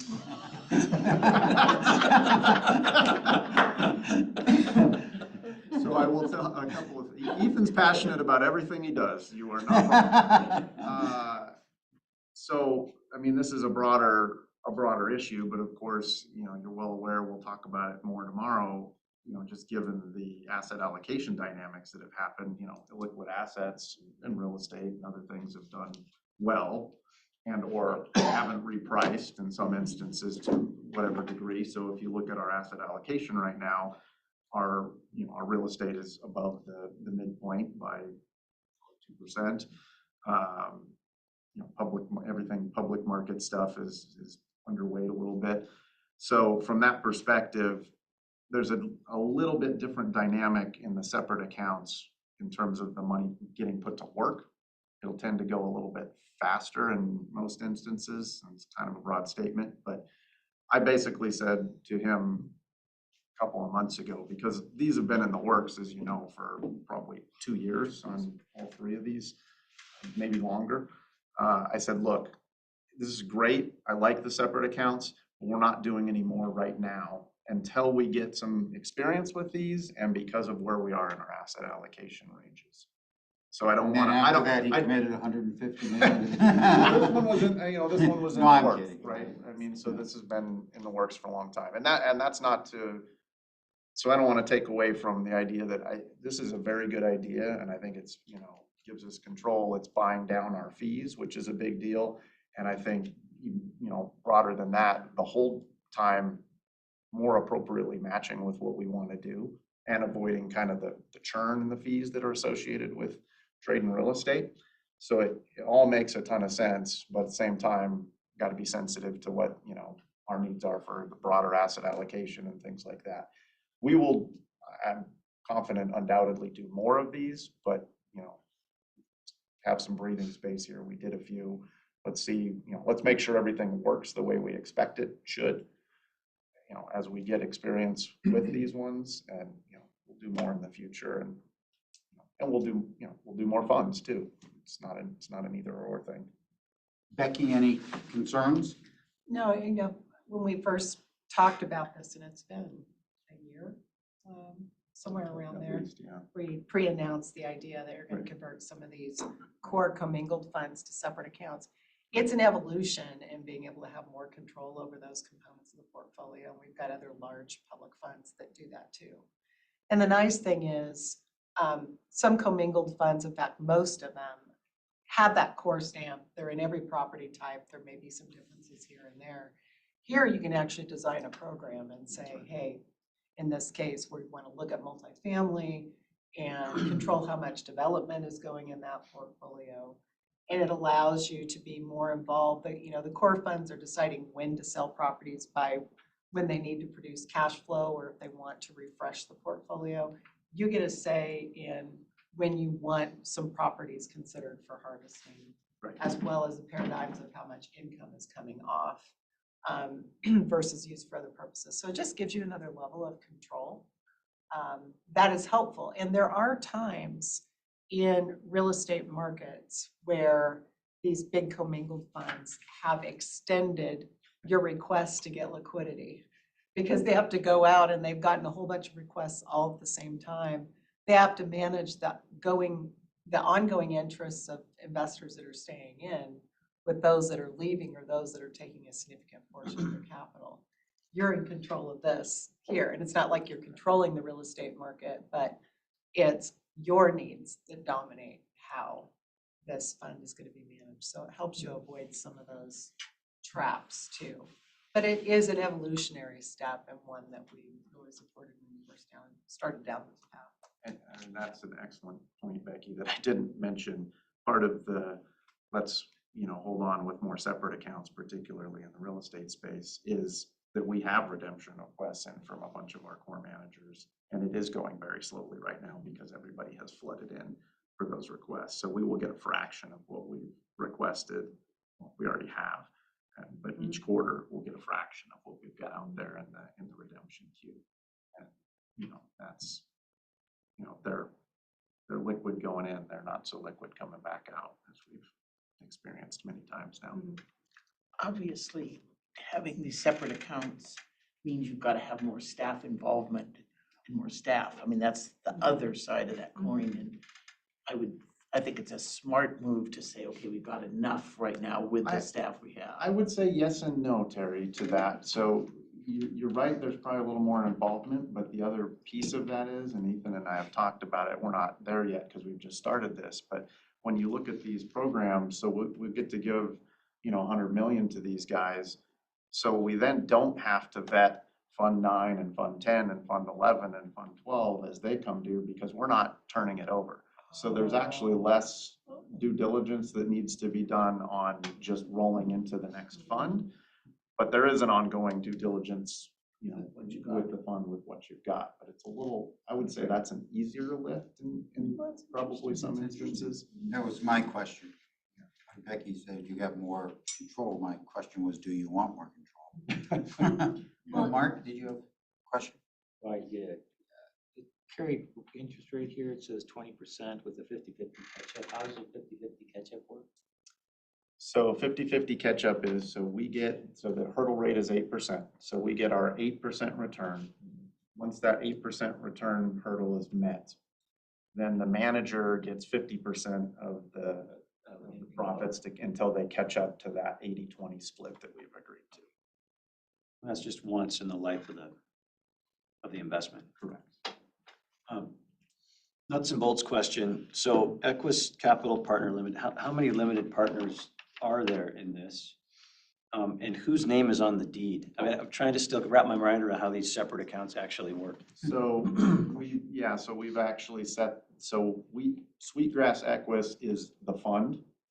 And the only LPs, we're the only LP, Equus is the GP. Okay. And so the name on the deed, I guess, if you will be the Sweetgrass Equus, because that fund is going to own that property. And Okay, we are, so that's the name on the deed. We're the only, and so we might own a fraction of several buildings. so we'll own the whole building. Well, we'll own 95% of it because the GP is putting in 5%. So we own 95, they own 5. Well, 150 million doesn't go very far when you're talking about buying buildings, right? So we own, So they're looking for, $10 to $20 million equity investments and, that's, call it, a 40%, okay, 40% equity check. They will take out, a loan like you would on anything else. And the loans ultimately, different ways to do it, but they may put that, say, like on a credit line for a time period, buy 3 buildings and then take the loan out on the portfolio itself or something, so there's some efficiencies there too, as well as kind of. Leverage the this leverage. fund. Yeah, So, and you said one of the advantages of this is that because we own the property, instead of going out, if we wanted out of this, if we wanted out from, what are these guys' names? Sweetgrass, right. If we wanted out, we could let the manager go and go find a different manager to manage the Right, pay buildings. him, but We we have have to to, obviously, we gotta buy out their 5%. I mean, there's Right, provisions, of course, for all of that type of stuff. right. But, or we could say, hey, we wanna wind this, 15-year term comes up and we'd like to wind the whole thing down, or, we wanna extend for the next 5 years or next 5 years after that. So we have some flexibility there. As opposed to if we wanted out, selling the If we wanted secondary out in a market. fund, we'd have to go into the secondary market and see if somebody else wanted to buy our interest. We're not gonna get out by liquidating that fund. We're not gonna have, Right, right. we don't have that. Right. And one of the reasons why there's a line to get out of some of these core funds is because funds are over allocated to real estate because everything else has fallen. So they're trying to rebalance in some cases, which is why the crowd's gotten bigger. Okay, anything else on this from anybody? Thomas? No questions about this. Thomas, votes are us, is that what we're up to? What was this, Ethan's enthusiasm for it? He's like, yeah, I'm sharing that. Not every asset class lends itself to that approach, but we're working on it. Private equity, the most recent commitment, thanks for your time here. Audax Fund 7, you have the board brief in front of you. As I said, is an existing relationship, dates back a little bit over a decade, actually, as it is November. We committed to the first fund for us in 2012, October 2012. It is a hands-on, owner-operated middle market buyout strategy in the classic sense. It takes majority ownership of primarily family-owned, founder-owned companies, builds those up to market leaders that become larger portfolio companies in larger funds, and then exits to mostly financial buyers in the market. North American focused, focused on the 6 sectors you see in there. It's a an employee-owned business, what we like. Maybe one highlight, the GP commitment you see on the page that is not a misprint, it is 20%. Usually we see 2 to 3, consider that market. 20 is extremely high. The main reason here is that the folks at Audax are highly committed to what they do. The senior managing people have an average tenure of 15, 20 years with the firm, and they commit basically every single dollar they can spare to the firm's strategies and to make money that way. Majority of that GP commitment actually comes from the 2 co-founders that have made a lot of money in this firm. I'll open up to questions if there are. Were the previous funds that high too? Do you know? There've been over 10% for the last 3 or 4 funds going backwards, yeah. So they started out with your more traditional 2-3%. I believe the earliest fund was 2 or 3. And then ever since the success has proven itself, the folks working there realized, hey, we need to align ourselves, we commit to our own funds, you know, cooking, so to speak. And, yeah, it just jumps off the page. I wanted to highlight it. It does jump off the page. One thing that jumps off to me is the IRR 25.9. I know you wouldn't expect that all the time, but do you know in general why it was so well done then? You mean the 13 or the 25? The equity. The September 15. Yeah. 25.9, that's about what we would expect. Maybe I'm not following the question. Well, that's their private equity fund 5. Mhm. So, you know, I guess my question is, you said that's not unusual. That seems awful good to me. So, Oh, it's very good. Yeah, no, I misunderstood the question. Sorry, I heard, why is it so low? I'm like, I'm not quite. It's actually very good. Jack wants nothing under 30. I'll keep that in mind. Take a note. No, it's an evolution of the firm's strategy. There were some lessons learned in the earlier funds. They have been honing down the strategy to, you know, the 6 core sectors. They're staying away from more cyclical businesses that have proven over time that were too much volatility involved. They had some losses there, so they've been reducing those allocations. I wish I could tell you that we expect Fund 7 to be like that or better.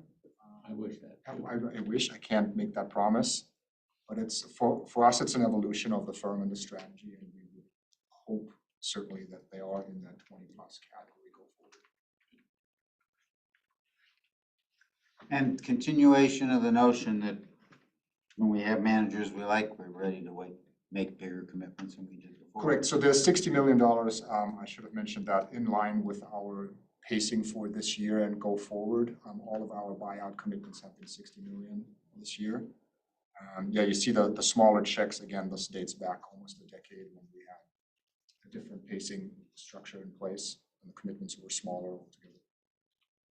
Bruce, did you have something? Yeah, the waterfall type. I probably missed this before, but this says deal by deal, and that's not. It would be on the second page too. Happy to explain that. So the deal by deal is also referred to as the American waterfall. Oh. Versus the whole fund waterfall. So here the GP is able to take some of the profits early on in the life of the fund. When they realize a deal, but the fund is still ongoing, they are already able to realize some of the profits on that particular deal. As it's called deal by deal. The whole fund is called European. Yeah, the whole fund would be called European. I think we have that on the investment terms list on the back, on the second page. There's a little explanation there too. You got it, Chris? A few more questions. No, I'm good, thanks. Anything else from anybody? Cap only? What was that? Is this cap only or is there any? This would be cap only, yes, excuse me. Okay, so you lost me there. Pension This only. isn't. Cap, Cap, right, yeah. I got it. This is. Not looking at This is Ryan. trust fund. hats on. That's the asset allocation changes for trust and Right. dramatically. Anything else? Anybody? Thomas, anything further? That was it for me. I'll see you tomorrow for the quarterly review. Yes, we will. Look forward to it. Thank you. Have a good day. Asset allocation range, tab 5. Mr. Chairman, members of the board, I already presented all of the asset allocation info you see behind tab 5 at the October meeting. So I will not do so again unless you really want me to. At the next meeting. But I'm, the next meeting after that too. If you can get that pushed through. So I will open it up for questions and happy to answer anything that may have come up. since last So week. we looked at this, you know, a little a couple months ago. With all the new additional information you may or have received, are you having any second thoughts or, I know we're on a long range plan, so it Yeah. shouldn't change much, but do you have any comment on what new information? No change. I don't think I'd do anything dramatically different. I think we talked about it a little bit last time, fixed income. Yeah, it does start to look more interesting when we start to talk about, 4, 5, 6% yields or maybe higher in high yield or EMD or things like that. So that's perhaps a consideration going forward, but we have plenty of room within the ranges to make those changes should we want to do that type of stuff. I think, hard to know. I mean, it's a very volatile time right now, but I would expect that we are, leading into this year, we were sort of kind of spot on with the midpoints, I would say, in most of the asset classes. I doubt that's the case, hasn't been the case most of this year, partly because we can't, partly because we didn't want to in some areas. I would expect that continues to some degree. But no, I mean, from an asset allocation perspective, Jack, no, I wouldn't change anything and still happy with what you proposed in here. And I know we always check with Becky, but you seem to think, is our process good, do you think, the way, because this is one of the big things the board does. Yeah. Where we, at least in my mind, are not as nimble as we could be, because we do this in 2 meetings and stuff. How do you like our process? I like the process compared to other clients. One of the things I like about the process is you do have a couple of stages to think about it as a board. So it's like a first read, second read type of structure where you approve in the second reading. But the way that we have a chance to think about asset allocation with your staff is unique in that we had this meeting, and I think John talked about it last time, where we all get together. We've been meeting in Portland. The staff here has come up with their kind of group ideas. John had his ideas. And then we meet and plot all those ideas to see what directions people are coming from in terms of recommended changes. And that part, I think, is a really good process. Other clients will actually trade back and forth iterations of our study, and staff will tweak it one way or another.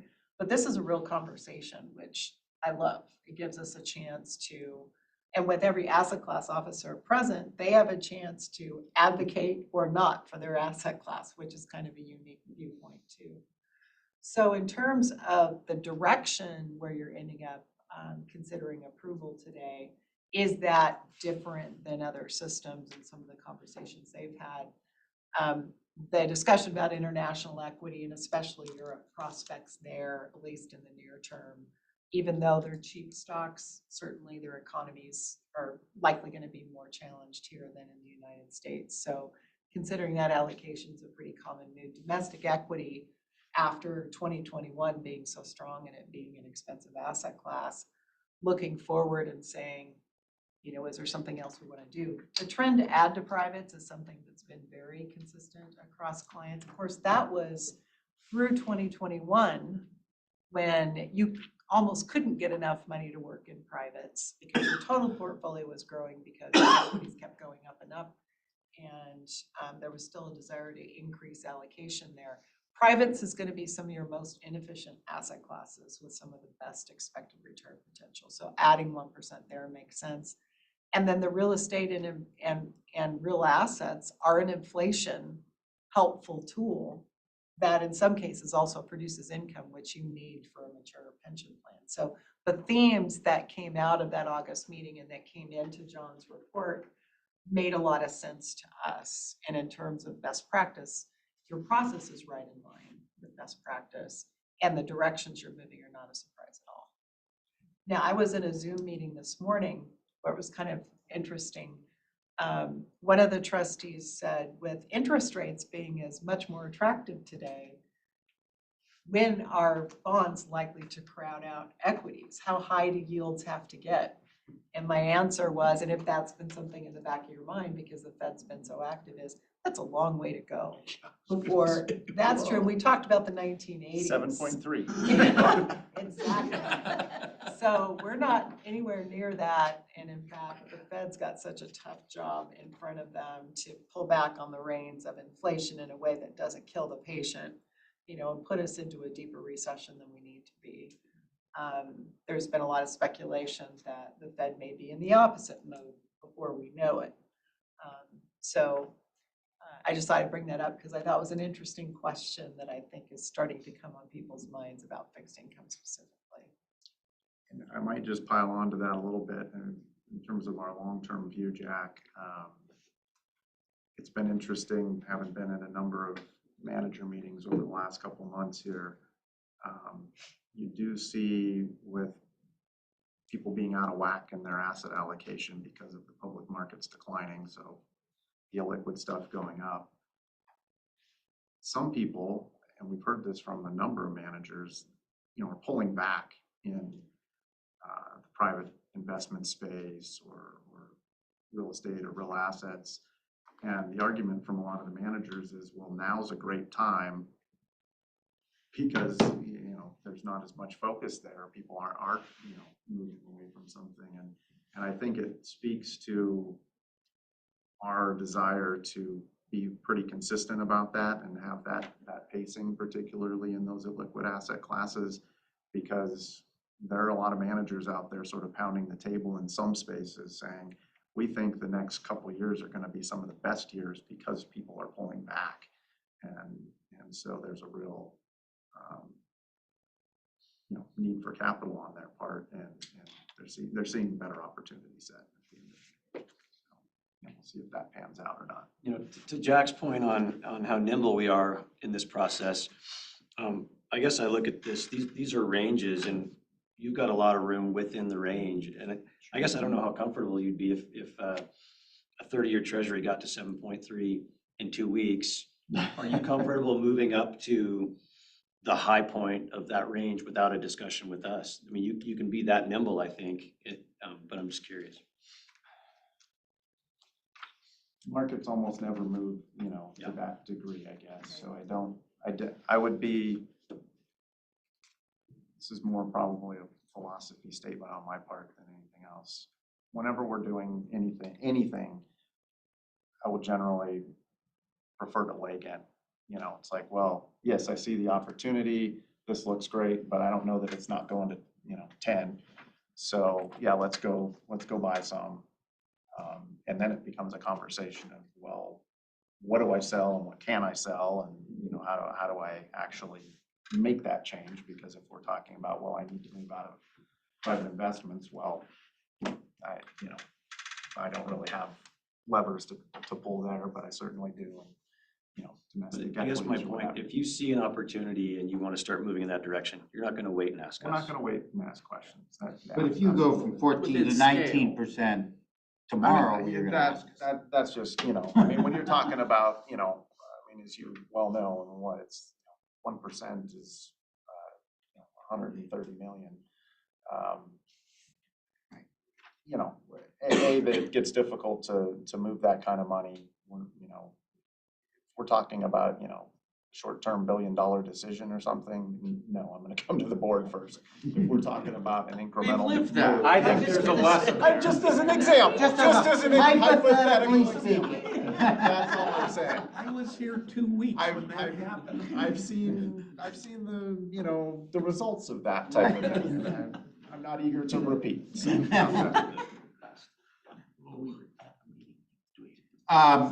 Okay, does that answer your question?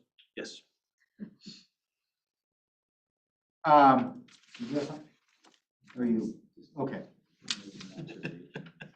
What? Making an observation here based on the report that John's gonna give tomorrow, that in the real estate asset class, we're already above that midpoint. We are. Yep. So are you comfortable with even adding a point to that range? Oh, yeah.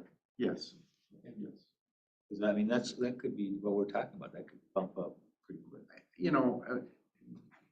Most of you have lived this you know, we lived it right after I became CIO. It was like all of a sudden, you know, I mean, I remember having the conversation with many of you, you know, as the pandemic hit, hey, we may breach ranges here because we dropped, you know, $2 billion in a month.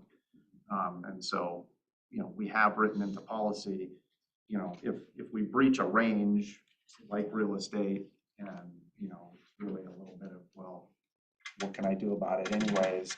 Or, you know, even if it's in domestic equity or something, it's like, hey, we're breaching a range, but I think it's a terrible time to, you know, go sell. I mean, we're not gonna do it. And we have that flexibility. Now, we're gonna have that conversation, no doubt, but, you know, we're not gonna do something simply because we hit a range limit somehow or another, if that doesn't make sense overall. We'll get back into policy, you know, when it makes sense and the market kind of normalizes. And usually those things are reasonably short-lived, knock on wood, but we've been there before. Anything else? So this is a decision point, so we need a motion of some kind. I'd make a motion to approve the asset allocation as reported on the board packet. Second. Okay. Any further discussion? Comments from anybody? If not, all in favor say aye. Aye. Aye. Any opposed? None. Motion passes unanimously. Let's break till 3, shall we? Sure. Okay. Recordings in progress. Tab 6. Doug. All right, good afternoon. Good afternoon. Chairman, members of the board. We'll go over the commercial and residential loan portfolios. The participation program reflected a balance on November 1st of a little over 97 million. It was 42 loans and the yield is 2.53%. We have 6 loan reservations at about 18.7 million and 4 committed loans at a little over 23.4 million. And we have no past due loans. The infrastructure loan program balance is a little over 10.6 million, 8 loans and a yield of 4.07. And we do have 1 loan reservation for a little over 2.7 million and there's no past due loans. The intermediary relending program has a balance of a little over 4.9 million. It's 38 loans. Yield is 2%, and we have 1 committed loan for $500,000. No past due loans. Science and tech is a little over, it's almost 7.8 million. It's 3 loans. The yield is 2.76% with no past due loans. Montana Facility Finance Authority balance is almost 12 million. With 15 loans and the yield is 2.1. They do have 1 loan reservation for 625,000 and we have no past due loans there. The Veterans Home Loan Program has a balance of almost 47 million. It's 269 loans. The yield is 1.69. We've got 9 reservations that almost 2.4 million with a projected yield of 3.7. There's 4 loans over 90 days past due, totaling almost 750,000 or 1.59% of the portfolio. And the cap on that is? 50 million. And what do we hear about? You gonna add to it? Or? No. No? No, they're looking at the yield more closely, and as much as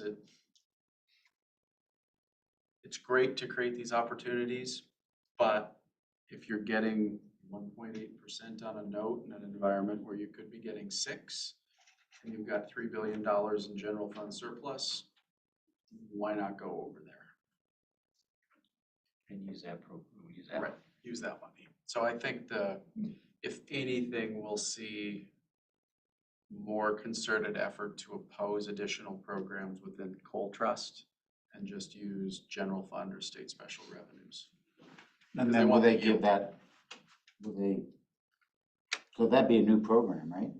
Not for us, they just ship the cash straight to housing, because we wouldn't, right now, our line into the housing programs is we have the cash and they administer the program. Oh, okay, that's So right. So we'd be out of it. we'd be out of new New money. ones. Right. Once they hit the, I mean, you'll still have the churn within the 50 and even within the 15 for multifamily, but you won't have 50 going to 60 or 75, I don't Okay. see for a while. Doug, are there guarantees on those veterans loans? Yeah, all of them either have a VA or an FHA guarantee on them. The bulk of them are VA guarantees. And that program goes through the board of housing? The Board of Housing administers the program. We fund the loans. Okay, sorry to interrupt there. No, that's all right. One more question. So that means the Board of Housing collects on the delinquencies and all that sort of thing too, right? They service those. Okay, all right. And they service our residential loan portfolio. That you're gonna cover next. Yeah. No. Good lead in, thank you. Did I already say multifamily? No. Okay. It's a little over 6.2 million, the yield's 2.57. They got 3 reservations totaling 8.7 million almost, with a projected yield of 2.68. No past due loans. There's 15 million allotted for that program, so they're maxed out with this program. Once they fully fund. The residential loan portfolio has a balance of almost 1.6 million. It's 47 loans. The yield is 6.33.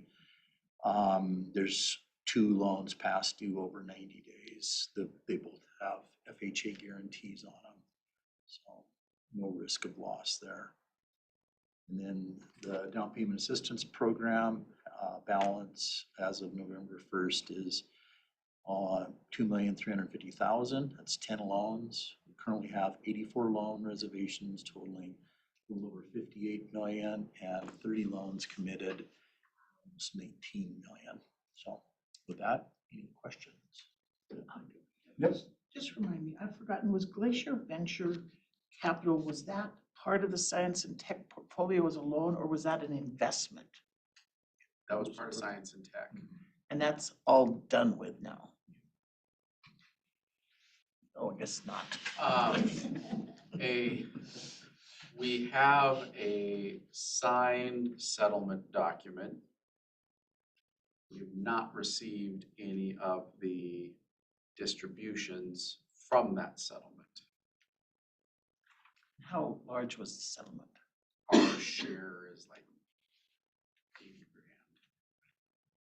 But the biggest thing is we got dissolution of the fund so that our money can't be used against us anymore. Jack? So Doug, on the Facility Finance Authority, those are loans and then we have some guarantees, right? Yes. How big are those guarantees? I don't know what the master loan program balance is. I don't have it off. Yeah. Julie, will you text me the master loan program But balance, please? it's, I mean, all those hospital ones that we're guaranteeing, they're all looking along good or whatever. Out of the trust fund. The master program loan, I have not heard anything. Last time I heard, there's nothing there and we would have likely heard because they have their reserve. Right. And if there was a tap on the reserve, we would have known because we were doing the accounting entries. So we've set some limits on that coming forward. Do you think we'll see any of those come in? So we have a soft cap of 15 million or a statutory cap. Yes, the trust fund loans here, that they've got 15 million allotted to this. Master loan program, was the soft cap was 100. It's the number they hit. The guarantee, Yeah, 190. 190. And we've told them we're not doing anymore. I think to MFFA's credit, they've diversified their loan structure, so they have the CPACE program now. And they are going full gun on that. So I would not be surprised if that occupies their time for the next several years and we see less business from them. Which is fine. Which is fine.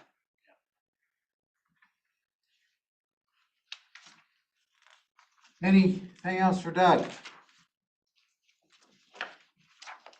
You show up here and just say over and over again, no past due loans, and we don't have any questions.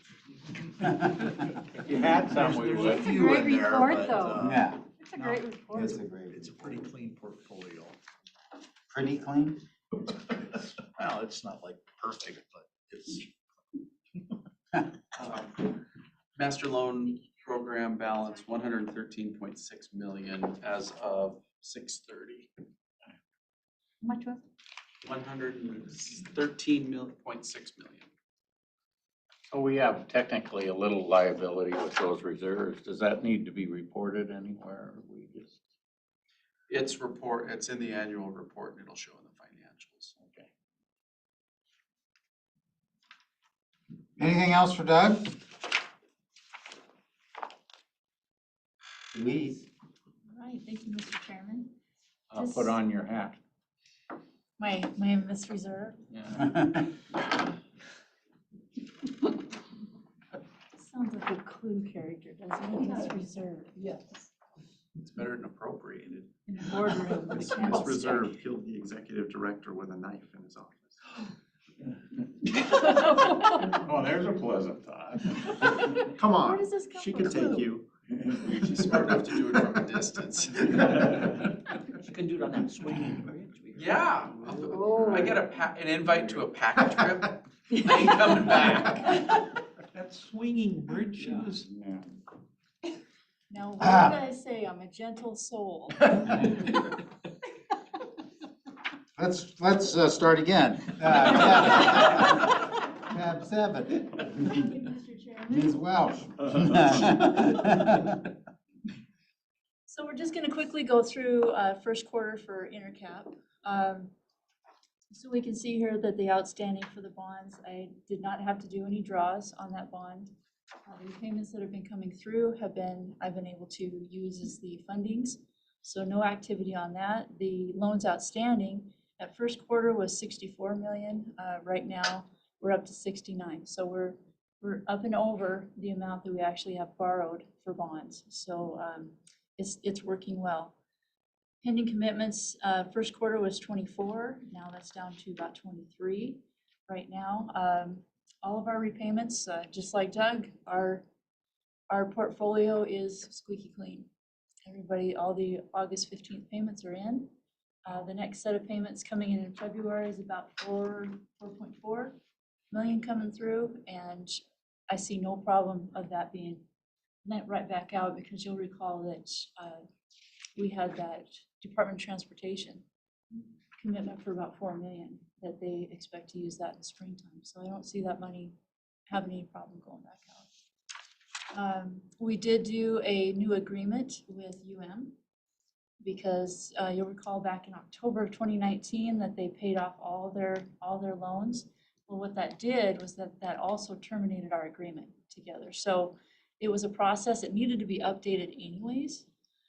So that is updated to their indenture, and we aren't worried about prepayment. Because at that time, in October 2019, that was the old way we were doing things. And so when that happened, they dumped, about 10 million back in our laps. If this were to happen now, we have the flexibility with this new way that we're doing this bond, that we won't end up in a situation like that again. So we didn't put in there that there was any kind of a prepayment penalty involved with their agreement. Was there any questions on the activity summary? Just one on, I know we don't do it till February, but with the rates and stuff, do you have any idea about what the new rates might be? It'd be higher anyway, probably. I'm gonna say it's gonna be in the 5s. Really? John, what's a 10-year T-bill today? Because we're based on a 1-year T-bill plus 10. 360-ish. Wow. So that would be What's the highest the intercom rate? Highest we've ever done was in '89 was 7.85. So have we been at the 5 range often? Yes. Okay. Yeah. That comes and goes. Lowest we've ever been is 1%. And of course, everything else was bottom basement stuff, so. We're just used to this, to low interest, you know. Yeah, I know. You know, normal is Yeah. not low interest. If it At gets least to at my age. 3. But when you're seeing the market do this, you know, it's bound to happen. So we'll see where it lands, One because we're thing, saving all those costs, so we'll do the best we can on our spread. one thing for the board to know, we're gonna seriously consider upping that prepayment, or that not prepayment, automatic payment surcharge. The 0.5% just did not make a dent. It was not enough to move or change behavior, and it was a huge time suck. To set up the automatic thing, why was it a time? Didn't use it. They didn't use it, so we got a bunch of checks that weren't identified with what loan they went to, and Shelley had to go through and figure out, here's from this, and does it tie, and are they short a couple of pennies, and where do those pennies go? So, you know, hopefully money adjusts behavior, and if we do a larger, but no new ones are eligible to send the check in, so it's just cleaning up the tail. But But we're, instead of giving the incentive of a reduced rate thing, I just make a requirement that. That's it what I has was to be gonna automatic. ask. we can going forward, but we already have the loans in place for the backwards. So it's trying to fix the ones that were issued under, prior to the automatic payment requirements. So something we'll wrestle with when we get there. I think we'll need to see the January, the T-bill is in January, and, you know, is it, So everything that we've been doing since we started this program this year is the automatic payment, correct? The new, Yes, all new loans are So- automatic payments. and several years ago, we started it though, didn't we? No. No, just, it's, Just from this. They had the ability to do it if they wanted to, but we didn't. so, And there But are it is- some lead counties that have taken the initiative to do this. So Lewis and Clark County, they're on board, Gallatin County, they're on board. And so part of our, that county treasurers conference I was telling you about, that was very nice. It was good to get their feedback because it's gonna help them a lot if we give them copies of schedules for the districts, so the school districts and the fire districts, so that they know what's going on at all times. And then things are gonna go a little smoother with that. So it's just kind of a nice collaboration that we did at that conference. And is it not happening just because they're not, keep it the old way, it works fine? I think it's just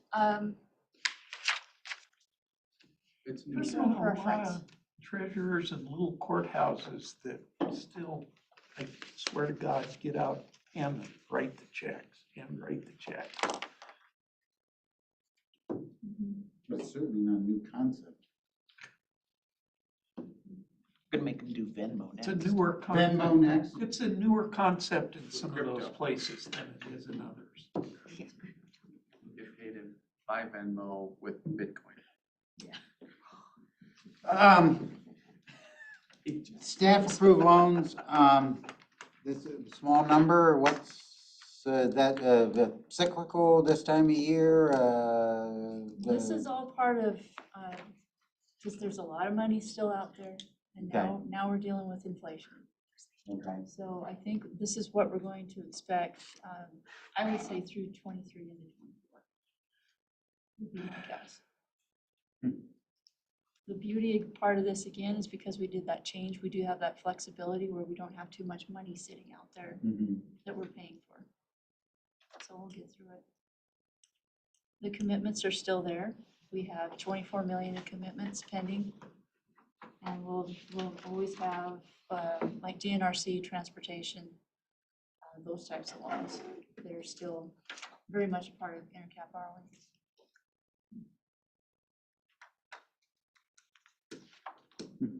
Okay, anything else for Louise? Okay, thank you both. According to the schedule, we're adjourning now. Anybody object to that? We're adjourned.